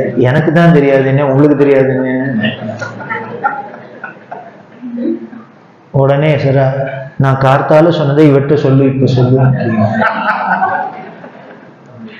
உடனே அவளுக்கெல்லாம் என்ன சொன்னா அப்படின்னு. இல்ல கார்த்தால பெரியவா ஒரு விஷயம் சொல்லி அதை ரேடியோல வரணும்னு சொன்னேன். அப்படியா, என்ன அப்படின்னு. இது மாதிரி பெரியவாளோட பரமகுருவுக்கு இப்படி 2 பேர் கைங்கரியம் இணைந்தாலும் அந்த அவ்வளவுதானே, இது ரேடியோவில் வரணும், அவ்வளவுதானே. நீங்க ஒன்றும் ஸ்டேஷனுக்கு வர வேண்டாம், நாளைக்கு நாங்க டெக்னீஷியன்ஸ் எல்லாம் இங்க அனுப்புறோம் இன்ஸ்ட்ருமெண்ட்டோட, நீங்க ரெக்கார்ட் பண்ணிடுங்க, என்னைக்கு வரணும்னு பெரியவா சொல்றாலும் அன்னைக்கு பிராட்காஸ்ட் பண்ணிடுவோம். அவ்வளவுதான், வேலை முடிஞ்சுடுத்து. எல்லாரும் போகலாம். போயிட்டா மறுநாளைக்கு வந்தா ரெக்கார்ட் ஆச்சு, எல்லாம் போயிடுத்து, ரேடியோவுக்கும் போயிடுத்து. அப்புறம் சொல்றா, என்னமோ ஒத்துழையும் தெரியாது முடியாதுன்னு அப்படின்னு. எனக்கு தான் தெரியாது முடியாதுன்னு, உனக்கு முடியாதுன்னு சொன்னேன். இதுக்கு பேர் தபஸ். தபஸ்னா அவ உன்னை சங்கல்பம் பண்ணிட்ட நினைச்சுட்டான்னா நடந்தே தீரும். அப்புறம் அதை நடக்காத தடுக்க அவளால கூட முடியுமா தெரியாது. தன்னோட குருநாதர் பெருமையை உலகம் தெரிஞ்சுக்கணும் அவ நினைச்சா, அப்படி ஆசைப்பட்டா அப்படின்னா பட்டதுதான். அதுக்கப்புறம் இது தெரியுமா, தெரியும், நம்மளோட அஜ்ஞானம் தான். நம்மளோட அஜ்ஞானம்னா எனக்கு அவளை தெரியாது இவாளை தெரியாதுன்னு. உனக்கு தெரியாதா, இந்த அச்சு மந்திரக்காளி அவளை இங்க வர வச்சிடும். இப்படிதான் நடந்திருக்கு. இப்படிதான் எந்த நிகழ்ச்சி எது நடந்தாலும் அவ என்ன நினைச்சிட்டாலோ பேசிட்டாலோ சொன்னாக்க பண்ணுன்னா பண்ண வேண்டியது, இல்லைன்னா இல்லை, அவ்வளவுதான். அது அப்படி நடக்குமா நடக்காதா, இந்த லாஜிக்கெல்லாம் அங்க ஒன்றும் வேலை செய்யாது. ஏங்க, அது திவ்ய சங்கல்பம் ஒண்ணு பண்ணணும்னு நினைக்கிற நடந்துடுறது, அவ்வளவு. காமாட்சிக்கு 100 வருஷத்துக்கு அப்புறம் கும்பாபிஷேகம் நடந்தது. காஞ்சிபுரத்துல காமாட்சிக்கு கும்பாபிஷேகம் 100 வருஷத்துக்கு அப்புறம். அப்படின்னா எப்படி இருந்திருக்குன்னு பார்த்துங்க. பெரியவா வந்திருக்கா, காசி யாத்திரையை முடிச்சுன்னு காசி யாத்திரைக்கு போறதே, காஞ்சிபுரத்துல வரத்தே இத்தனை வருஷம் ஆயிடுத்துன்னு உடனே பாலாலயம் பண்ணி அம்பாளுக்கு வேலையெல்லாம் ஆரம்பிச்சு முடிச்சுட்டு கும்பகோணத்துல போய் காசி யாத்திரையை பூர்த்தி பண்ணி ராமேஸ்வரம் போயிட்டு திரும்பி கும்பாபிஷேகத்துக்கு வரா. கிட்டத்தட்ட 1 வாரம் டைம் இருக்கு. முன்னால வந்து கோவில போய் எல்லா வேலையெல்லாம் நன்னா நடந்திருக்கா, கும்பாபிஷேகத்துக்கு ரெடியான்னு பார்த்துட்டே வரத்தே இந்த பின்னால அந்த குளத்தங்கரை அங்கேருந்து பார்த்தா அம்பாளோட அந்த விமானம் தெரியும், தங்க விமானம் தெரியும். அது காப்பர்ல பாலிஷ் பண்ணி வச்சிருக்கு. தெரியவா பார்த்தா இது என்ன காப்பர்ல இருக்கு, ஒன்றும் தங்க விமானமா இருக்கும், இல்லைன்னா செப்பு விமானம் அப்படின்னு வெள்ளியில கூட கிடையாது. இருக்கே அப்படின்னா கல்வெட்டு இருக்கு. விஜயநகர சாம்ராஜ்ய ஹரிஹரன் புக்கன் ராஜா காலத்தெல்லாம் காமாட்சிக்கு தங்கம் வெஞ்சிருக்கா, தங்க விமானமா பண்ணியிருக்கான்னு கல்வெட்டுலயே இருக்கு. அப்படி இல்லைன்னு இருக்குன்னு தெரியும். அது காலக்கிரமத்துல என்ன பண்ணும், அந்த மழை வெயில்லாம் வரதுனால அந்த தங்க ரேக்கெல்லாம் கரைஞ்சு போயிடும். இப்போ கும்பாபிஷேகம் பண்றது அதை திருப்பி கோல்டு பிளேட் பண்ணின்னா வைக்கணும். ஆனா இவ வெறும் காப்பரை பாலிஷ் பண்ணி வச்சிருக்கா. அதை கைட்டி இடுன்ட்டா. எடுத்தா மேனேஜர்கிட்ட கேட்டா, இது மாதிரி கல்வெட்டுலயும் தங்க விமானமா தான் இருந்ததா இருக்கு. அப்போ நம்ம 100 வருஷத்துக்கு அப்புறம் கும்பாபிஷேகம் பண்றோம்னா திருப்பி அதை தங்கமா தானே பண்ணணும். முதல்ல என்ன இருக்கோ அதையே தானே மெயின்டைன் பண்ணும். பின்னால வருவா அதை விட இம்ப்ரூவ் பண்ணுவாளே வழியே அதை கீழே குறைக்க மாட்டா. இத்தனை நாளைக்கு அப்புறம் ஆறுது, ஏன் அந்த தங்க விமானமா பண்ணல? உடனே சொன்னார், அதுக்கு உண்டான வசதி இப்போ இல்லைன்னு. நம்ம இப்பதான் காசி யாத்திரை பண்ணிட்டு வந்திருக்கோம். இனிமே இந்த விமானத்துக்கு தங்க ரேக்கு கொடுக்கணும்னா அதுக்கேற்ற சொர்ணத்துக்கு நம்மள்கிட்ட வசதி இல்லை. அதனால அதை பாலிஷ் பண்ணி வச்சிருக்கு. உடனே பெரியவாசரா, இப்போ நடந்த கும்பாபிஷேகமே 100 வருஷத்துக்கு அப்புறம் தான் நடக்கிறேன், அடுத்தது எப்போ நடக்குமோ தெரியாது. அப்போ அதை தங்க விமானத்தை தங்க விமானமாக தானே பண்ணணும், தங்க தானே பண்ணணும் அப்படின்னு சொன்னா என்ன பண்ணுறது, உடனே அந்த நகைக்கடைக்காரெல்லாம் கூப்பிடுன்னா வந்தா, இதுக்கு மெல்லிசாமனும் தங்கரை கொடுக்கணும்னா எத்தனை பவுன் வேணும் அப்படின்னு ஒரு எஸ்டிமேட் கேட்டா. உடனே அவன் நீளாகலாம் எல்லாத்தையும் அளந்துட்டு இத்தனை பவுனானும் வேணும் அப்படின்னா, இத்தனை பவுனானும் வேணும் அப்படின்னா, ஐயோ அத்தனை பவுன் வேணுமா, எங்கே போகிறது? உடனே மேனேஜர் சொன்னா, அதுக்கு கைட்டி எடுத்துட்டு கேட்பானே, நமக்கே தெரியாதானே நம்மள்ட்ட என்ன இருக்குன்னு. உடனே பவுனுக்கு எங்கே போகிறது, இத்தனை பவுன் வேணுமே, எங்கே போகிறது அப்படின்னு சொல்லிகிட்டே இருக்கா. அப்போன்னு பார்த்து மகாராஜபுரம் விஸ்வநாதையர் சங்கீத வித்வான், அவர் பெரியவா தரிசனத்துக்கு வர. அவர் பெரியவா காஞ்சிபுரத்துக்கு வந்திருக்கா. கும்பாபிஷேகம் அப்புறம் தான் அந்த சமயத்தில் வர முடியாதுங்கிறதுனால முன்னால் பெரியவா தரிசனம் வந்திருக்கார். மடத்துக்கு போனார், அங்கே இல்லை கோவிலில் இருக்கானோடனே இங்கே வந்துட்டார். வந்தா உட்காந்துருக்காளா, உட்காண்டா பார்த்தோன்னா வா வா வா அப்படின்னா அவரை கூப்பிட்டா உட்காந்து வச்சா பேசியிருந்தா.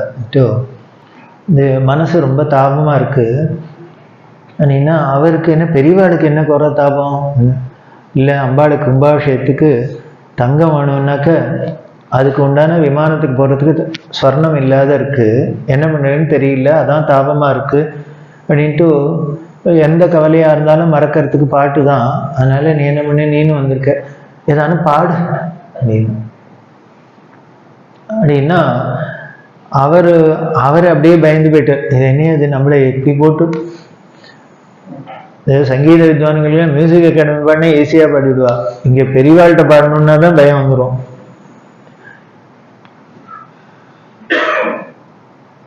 அவர் உடனே பாடினார், அம்பாளை பற்றி பாடினேன் எல்லாம் பாடினார். பாடினா அப்பா உன் பாட்டை கேட்டதுக்கு அப்புறம் கொஞ்சமான மனசுக்கு ஆறுதலாக இருக்கு அப்படின்ட்டு, அது சரி இந்த ஆச்சாரியர்கள் பண்ண கனகதாராஸ்தவம் அவனுக்கு தெரியுமோ அப்படின்னு. அவர் தெரியும்னா கூட தெரியும்னு நாங்கள் தைரியமாக சொல்ல மாட்டேன் யாராக இருந்தாலும், ஏன்னா அப்போன்னு பார்த்து நமக்கு ஏதாவது தட்டுக்கிடும். அதனால பரவாயில்ல சொல்லிடுவேன், கூட யாரான்னு 2 பேர் சொன்னாக்க கொஞ்சம் சௌரியமாக இருக்கும் அப்படின்னு. உடனே அங்கே நிற்கிற பொம்மநாட்டில் எல்லாரும் இருக்காளே கனகதாராஸ்தம் ஆச்சாரியாளுக்கு ஆதிசங்கரை பற்றி எது தெரியுமோ தெரியாதோ எல்லாருக்கும் கனகதாராஸ்தம் மட்டும் நன்னா தெரியும்.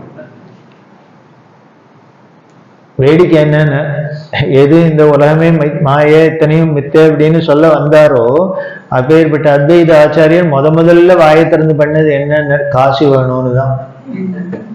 அப்ப இதுலேருந்தே தெரியறது, இதுல ஆரம்பிச்சாதான் அங்க போய் நிற்கும். எல்லாம் வந்ததுக்கு அப்புறம் தானே தெரியறது இது ஒன்றுத்துக்கும் உபயோகம் இல்லைன்னு. வரத்துக்கு முன்னால அதுல ஒரு பிரமை. எந்த வேதாந்தத்தை சொல்ல வந்தாரோ அவர் முதல்ல என்ன பண்ணினார், வாயை திறந்து பண்ணது என்னன்னு, அம்பாளை பார்த்து மகாலட்சுமி பார்த்து காசை கொடுன்னு தான் சொர்ணமா பொழிய வச்சார். அந்த கனகதாரா சாங்கம் ரேகே புலகபூஷணமா ஸ்ரேந்தி எல்லாரும் சொல்ல ஆரம்பிச்சுட்டா. ஆச்சுன்னா கண்ணை மூண்டு பெரியவா பிசாத கேட்டுருக்கா. அந்த சீன் எப்படி இருந்திருக்குன்னு கற்பனை பண்ணி பார்த்துக்கலாம். அதுவும் காமாட்சி கோவிலில் அம்பாளுக்கு முன்னால் குளத்தங்கரையில் உட்காந்துட்டு பெரியவா உட்காந்துட்டு இருக்க. அவரும் சங்கீதத்தில் கைதேர்ந்த வித்வான் மகாராஜபுரம் விஸ்வநாதையர். அத்தனை பேரும் பக்தியோட கனகதாராஸ்தவம் சொன்னால் எப்படி இருக்கும், எல்லாரும் சொல்கிறா மெய்மருந்து. அப்படி சொல்றது என்ன அதிசயம் நடந்ததுன்னா, அங்கே யாரோ ஒரு மாமிக்கு தோணித்து, ஐயோப்பா அவன் பெரியவா அப்படி சொர்ணம் வேணும்னு தாபப்படுறாளே அப்படின்ட்டு என்ன பண்ணா, கையில் இருக்கிற வளையல கட்டி இந்த முன்னால் பெரியவாள்கிட்ட தட்டு வச்சுட்டு அதில் போட்டா.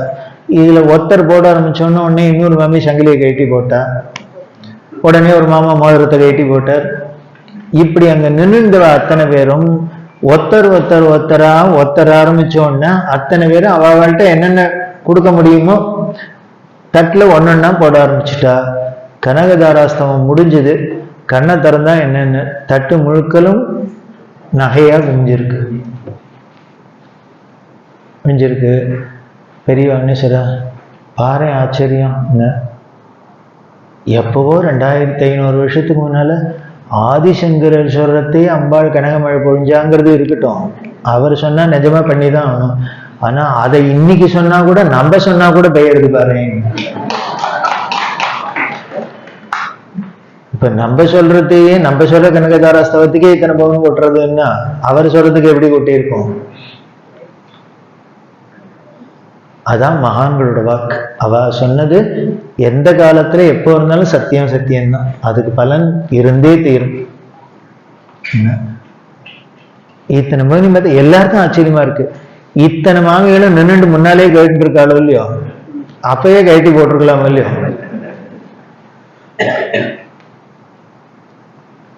ஆனா இப்பதான் ஏன்னா அது கனகதாராஸ்தவம் வரணும். இது எதை காமிக்கிறதுன்னு, ஏதோ அவ மகான்கள் அந்த ஸ்லோகம் பண்ணா இந்த ஸ்லோகம் பண்ணா அதை பாராயணம் பண்ணா இது வரும், நம்ம ஏதோ சொல்றோம் கேட்கிறோம், நமக்கு உடனே ஒரு சந்தேகம் வரும், நிஜமாவே இது நடக்குமா நடக்காதுன்னு. யாரு பண்ணினாலும் எந்த காலத்துல பண்ணாலும் மகான்கள் பண்ணதுதான், அதோட சக்தி தான். அதை டெமான்ஸ்ட்ரேட் பண்ணி காமிக்கிறாப்புல இப்ப காமிக்கிறார். எல்லாருக்கும் ஆச்சரியம். உடனே இந்த நகைக்கடைக்காரெல்லாம் உட்காந்துக்களை எஸ்டிமேட் போட்டவாள்லாம் உடனே என்னமுன்னா தட்டோட அவள்கிட்ட தள்ளிட்டு இதை எடுத்துன்னு போய் இந்த விமானத்துக்கு உடனே தங்கரை போட்டு கொண்டு வா. எத்தனை 4 நாள் இருக்குன்னா, நமக்கு 4 நாள்ல மோதிரம் கூட பண்ண முடியாது, ஆனா இவர் கோபுரமே பண்ணுவான். பவுனே இல்லாத இடத்துல பவுனை வரவழைச்சதுக்கு 4 நாள்ல கோபுரமா பண்றது பெரிய காரியம். எடுத்துன்னு போனா அவ்வளவுதான். அதுல ஆச்சரியம் என்ன, அவ எத்தனை வந்தது தட்டுல வந்து என்ன எஸ்டிமேட் கொடுத்தாலும் அதுதான். அதுலயும் ரொம்ப கணக்கா தான் இருப்பார் பகவான. படி இழக்கிறார்னு ஒரு பெயர் இருக்கும் இல்லையா, அது என்ன அவருக்கு வேற ஒண்ணும் இல்லையா, வேலை படியை வச்சு நான் மரக்கால வச்சு நடந்து நிற்கணும், ஏன்னா வேற ஒண்ணும் இல்லை. புண்ணிய பலப்பிரதா நமஹ லலிதா சஹஸ்ரநாமம் எக்ஸ்பிளைன் பண்ணிட்டோம். பிரம்ம கீட ஜனனி, ஆனானப்பட்ட பிரம்மாலேருந்து புழு பூச்சி வரைக்கும் இவதான் பெத்தா, இவதான் அம்மா. ஆனா என்ன பண்ணுவோன்னு, ஒரு அம்மான்னா தன் குழந்தைகளுக்கு கணக்கு பார்க்காது தானே கொடுக்கணும். ஆனா இந்த அம்மா எப்பேற்பட்ட ஸ்ட்ரிக்ட் அம்மா. அதனால என்ன பண்ணுவோன்னு, அவளோட என்ன வேணுமோ உடனே அக்கௌண்ட் எடுத்து பார்ப்போம். டெபிட் எவ்வளவு இருக்கு, கிரெடிட் எவ்வளவு. எங்க அப்பா தான் பேங்க்ல கேஷியர்ங்கிறதுனால நான் கொடுத்த செக் எல்லாம் ஹானர் பண்ணுவேன்னு. எவனா இருந்தாலும் கொடுத்தாக்க செக்கை வந்துருத்தோம் அப்படின்னா உடனே நோட்டை தான் பார்க்கணும். அத மாதிரி உடனே இவ யாரு என்ன கேட்டாலும் என்ன பண்ணுவான்னு சித்திரகுப்தன்ட்டு பார்க்கணும். டெபிட் என்ன கிரெடிட் என்ன சொல்லி கொடுக்கலாமா, இந்த போனா இருந்தா அக்கௌண்ட்ல இருந்தா கொடு, அக்கௌண்ட்ல இல்லையா இனிமே இன்ட்ரெஸ்ட் இனிமே மெச்சூர் ஆகி தான் வருமா, அது வரைக்கும் கொஞ்சம் வெயிட் பண்ண சொல்ல வேண்டாம். அதுதான் அங்க ஏன்னு, அப்படி கணக்கா இல்லைன்னா அந்த அண்டச்சராசத்தை நிர்வாகம் பண்ண முடியுமா என்ன. அது மாதிரி இங்க என்ன அப்படின்னா, எத்தனை வேணும்னு அவ எஸ்டிமேட் சொன்னாலும் அதுதான் விழுமை வழிய, அதுக்கு ஒரு பவுன் கூடவும் வராது குறைச்சும் வராது. ஏன்னு, ஒரு பிரம்மனிஷ்டர் பிரம்மஞானின்னா சங்கல்பம் பண்ணியிருக்கார் அம்பாளுக்கு தங்க விமானம் பண்ணணும்னு நினைச்சிட்டார் அப்படின்னா, அப்புறம் அது நடக்காத எப்படி இருக்க முடியும். அதை நடக்கணுங்கிறதுக்கு முன்னாலே இத்தனை லீலையா இருக்கும். வேடிக்கை என்ன, அது தங்க விமானம்ங்கிறது மட்டும் அவளோட சங்கல்பம் இல்லை, மகான்களோட ஸ்லோகங்களுக்கு வாக்கியங்களுக்கு அவ வார்த்தைக்கு என்ன மதிப்பு இருக்கு அப்படிங்கிறது காமிக்கிறதுக்கு தான். எத்தனையோ இருக்கே, எத்தனை மகான்களோட வாக்கு இருக்கு. நமக்கு எத்தனையோ பேர் சொல்றாரு, இதை பாராயணம் பண்ணா அது கிடைக்கும், அதை பண்ணா இதை கிடைக்கும், இது போகும், எத்தனையோ இருக்கு. நமக்கு உடனே சந்தேகம் வந்துடும், நிஜமாவே வருமானு. வரும். எப்போ வரும்னு நம்பினா, அந்த ஸ்ரத்தை இருந்ததுன்னா வரும். நேற்றுக்கு தான் சொன்ன வானதி பதிப்பகம் அப்படின்னு அந்த திருநாவுக்கரசோட புள்ள வந்து அவர் சொன்ன, அவ அத்தை வானதி திருநாவுக்கரசோட சிஸ்டர். அந்த அம்மாவுக்கு கல்யாணம் ஆகி அது குடும்பம் சரியில்லாத போய் அதனால அவளுக்கு மென்டலி ரொம்ப டிஸ்டர்ப் ஆகி ரொம்பவே ஒரு மாதிரி சிக்கா இருந்தா. ரொம்ப அக்கா சிரமப்படுறா அப்படின்ட்டு பெரியவாழ்கிட்டவே இவர் சொல்லியிருக்க. சரி, அவ நிலைமை ரொம்ப கஷ்டமா இருக்கு, இப்படி குடும்பமும் குழந்தை குட்டியும் இல்லை, இப்படி ஆயிடுத்து, ரொம்ப அதனாலே மனசு பாதிப்பு ஏற்பட்டு மனோவியாதியோடு இப்படி எல்லாம் இருந்துட்டு இருக்கா, ரொம்ப கஷ்டப்படுறா. என்ன பண்ண, பெரியவங்க தான் அனுகிரகம் பண்ணும் அப்படின்னா உடனே பெரியவா அப்படியா அப்படின்ட்டு திருமுருகாற்றுப்படை பாராயணம் பண்ண சொல்லு. திருமுருகாற்றுப்படை பாராயணம் பண்ணுன்னா ரொம்ப டஃப்பா இருக்கும். உடனே இவர் சொல்லியிருக்க, இல்லை அவங்களுக்கு அந்த எழுத படிக்கலாம் தெரியாது, அது கஷ்டமாக வேற இருக்கும், அது படிக்க தெரியாது அப்படின்னா, நீ ஒன்று பண்ணு, அவளை உட்காத்தி வச்சுட்டு நீ படி, காதில் விழட்டும், நீ படிய அப்படின்னுக்கா.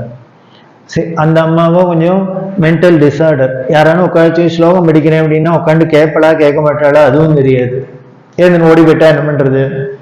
உடனே பெரிய அதுக்கும் மருந்து என்னென்னு, அவள் உட்காந்து கேட்குற வரைக்கும் கேட்கட்டும் வச்சுக்கோ, இல்லைன்னா என்ன பண்ணு, திருமுருகாற்றுப்படை புஸ்தகத்தை வாங்கி அவள் தலகாணிக்கு அடியில் வச்சிரும், படுத்துக்கிட்டோம், தலகாணிக்கு அடியில் வச்சுன்னு படுத்து நிற்கட்டும் அப்படின்னு சொல்லி இதை பண்ணி என்ன ஆச்சுன்னு, அதுக்கப்புறம் அவளோட இந்த மென்டல் டிஸார்டர்லாம் போய் எல்லாம் நார்மலாக இருந்து சௌக்கியமாக இருந்தது. இப்போ எதைன்னு சொல்றது, நக்கீரரோட வாக்கு திருமுருகாற்றுப்படையோட சக்தின்னு சொல்றதா, இல்லை திருமுருகாற்றுப்படைக்கு இத்தனை சக்தி, நம்ம இப்படி ஒரு நம்ம மென்டல் டிஸார்டர்ல இருந்து குடும்பத்தில் இவ்வளவு ஃபெயிலியூர் ஆகி இவ்வளவு மென்டல் டிஸார்டராக இருந்து வாழ கஷ்டமும் தீர்ந்து அவளை நார்மலாக ஆனதுக்கு இந்த திருமுருகாற்றுப்படைக்கு அவ்வளவு சக்தி இருக்கா, இல்லை அதுக்கு அவ்வளவு சக்தி இருக்குன்னு சொன்னவரோட சக்தியை சொல்றதா, அதுதான் முக்கியம். அதுக்கு தான் ஆச்சாரியன் இருக்கு, குருவன் இருக்கு. குருவன் இருக்கு அப்படின்னா நமக்கு எது எப்போ வேணும், யாருக்கு வேணும், அது இருந்ததுன்னா என்ன கிடைக்கும், நம்மள்கிட்ட என்ன குறை இருக்கு, இந்த குறைக்கு என்ன மருந்து, அதை எத்தனை பிரிஸ்கிரிப்ஷன் என்ன, இத்தனையும் தெரிஞ்சுக்க வேண்டியிருக்கு. அதுக்குத்தான் குரு, அதுக்குத்தான் பெரியவன். இப்படி ஒரு குரு பெரியவன் எப்போ இருந்தார் அப்படின்னா, இதோ 30 வருஷத்துக்கு முன்னாலேயும் ஸ்தூலமா இருந்தா, அப்ப இப்ப இல்லையா அப்படின்னா, இப்ப எல்லா இடத்துலயும் இருக்கு. அப்பவான ஒரு உடம்புக்குள்ளதான் இருந்தா, இப்ப என்ன ஆயிடுத்துன்னு அந்த ஒரு நிர்பந்தமும் போயிடுத்து, எங்க நினைக்கிறோமோ அங்க இருக்கா. சதாசிவ பிரம்மேந்திர சர்வம் பிரம்மமயம் ரேரே,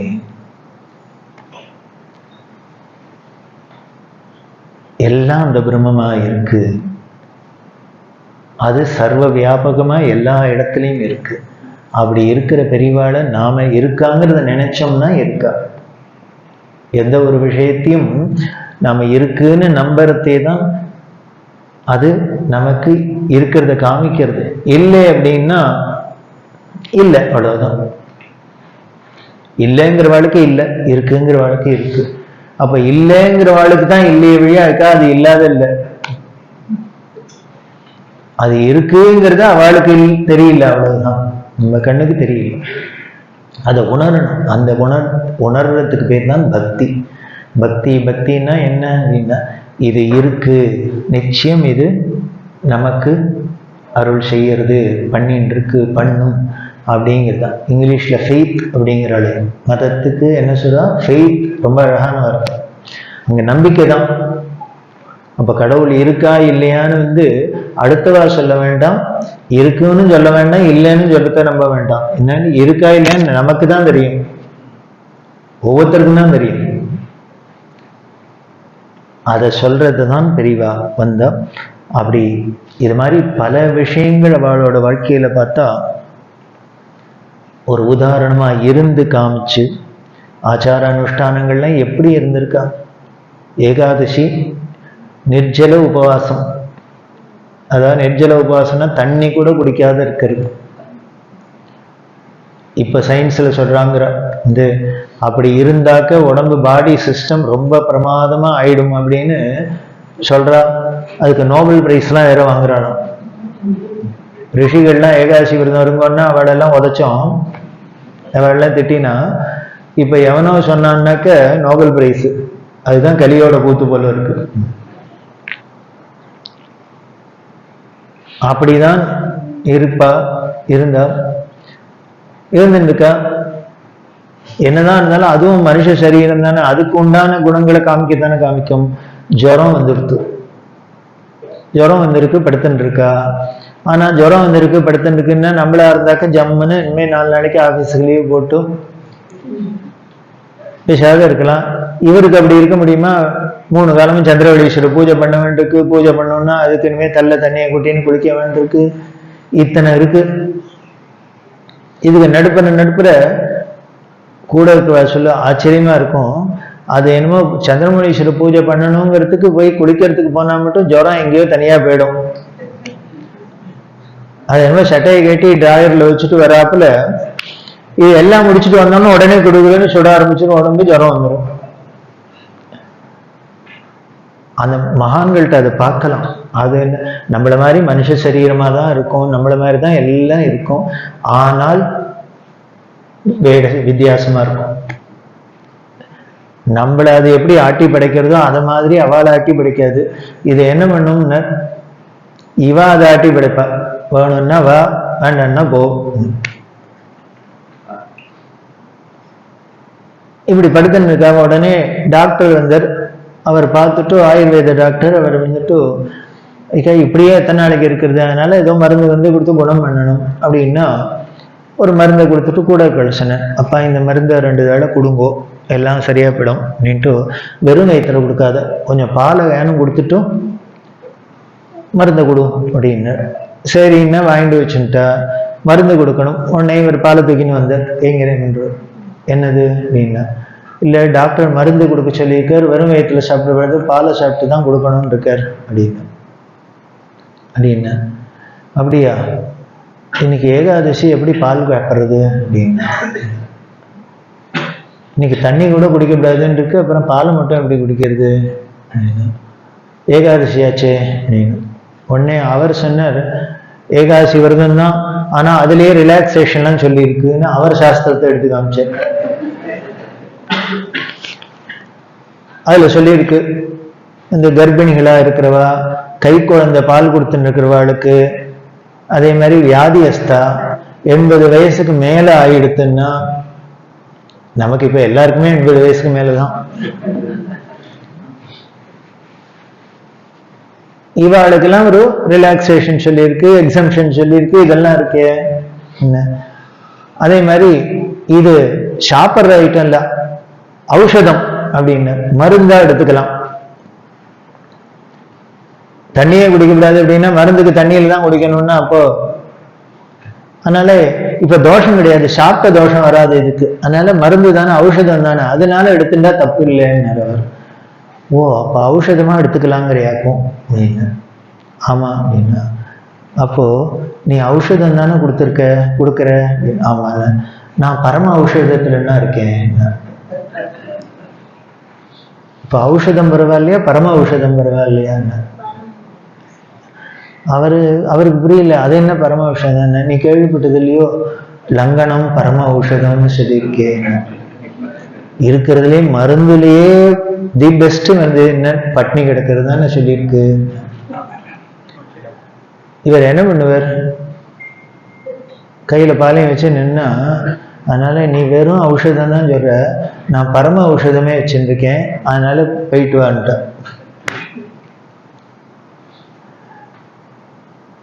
இதான் ஆச்சாரியன்.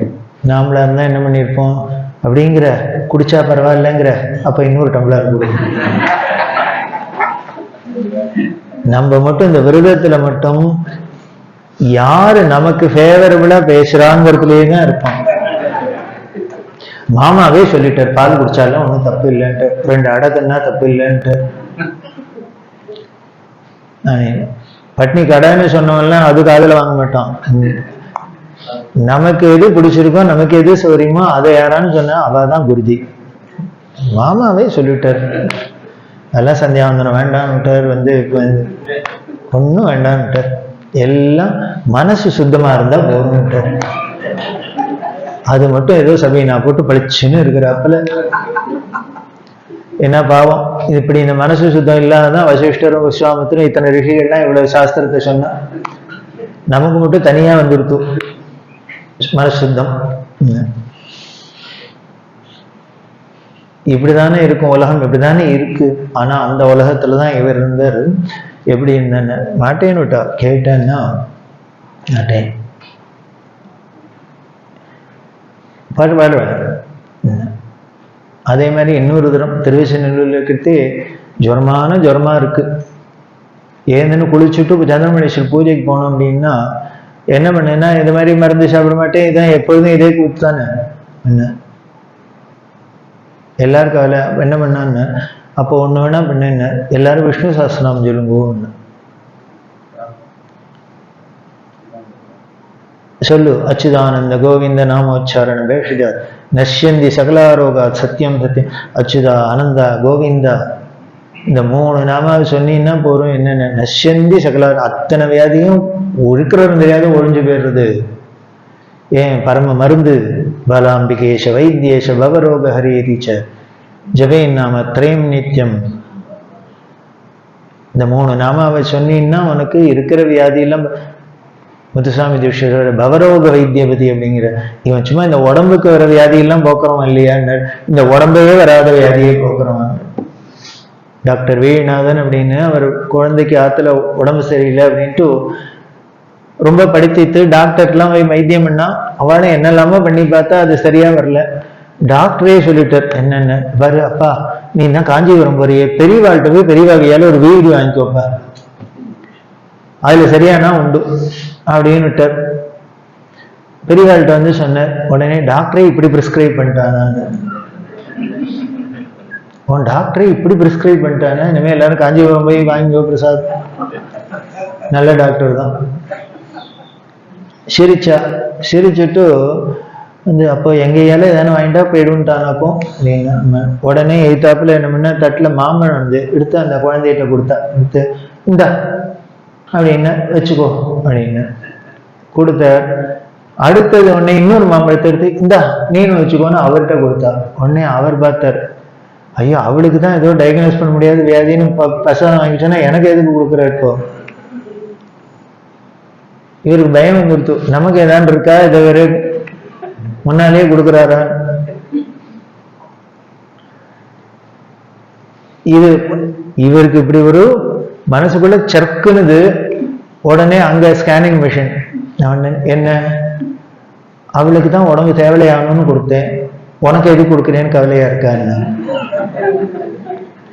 ஆமா சுவாமியிலேன்னு சொல்ல முடியுமா அவர் எதற்கு இல்லைன்னு ஏதோ மழுப்பினார். உடனே பெரியவா சார் வேறு அவளுக்கு உடம்புக்கு வந்தது போறதுக்காக கொடுத்தேன், உனக்கு உடம்பே வராத இருக்கட்டுமே அதுக்காக கொடுக்குறேன்னு வச்சுக்கோங்க.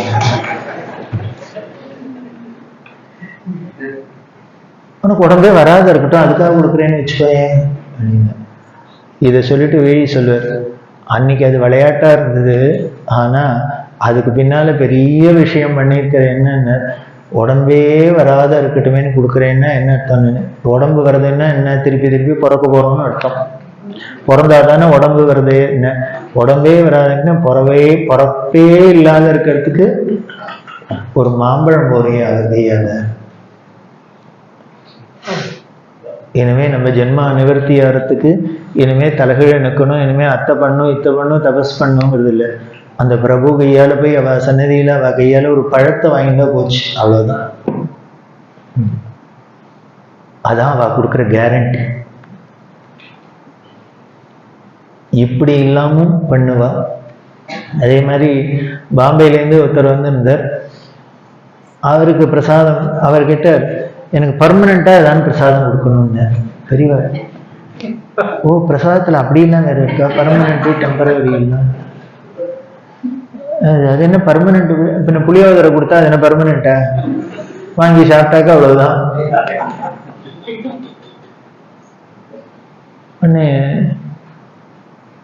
என்ன பண்ணா எடுத்தா ஒரு மாம்பழத்தை கையில கொடுத்தா.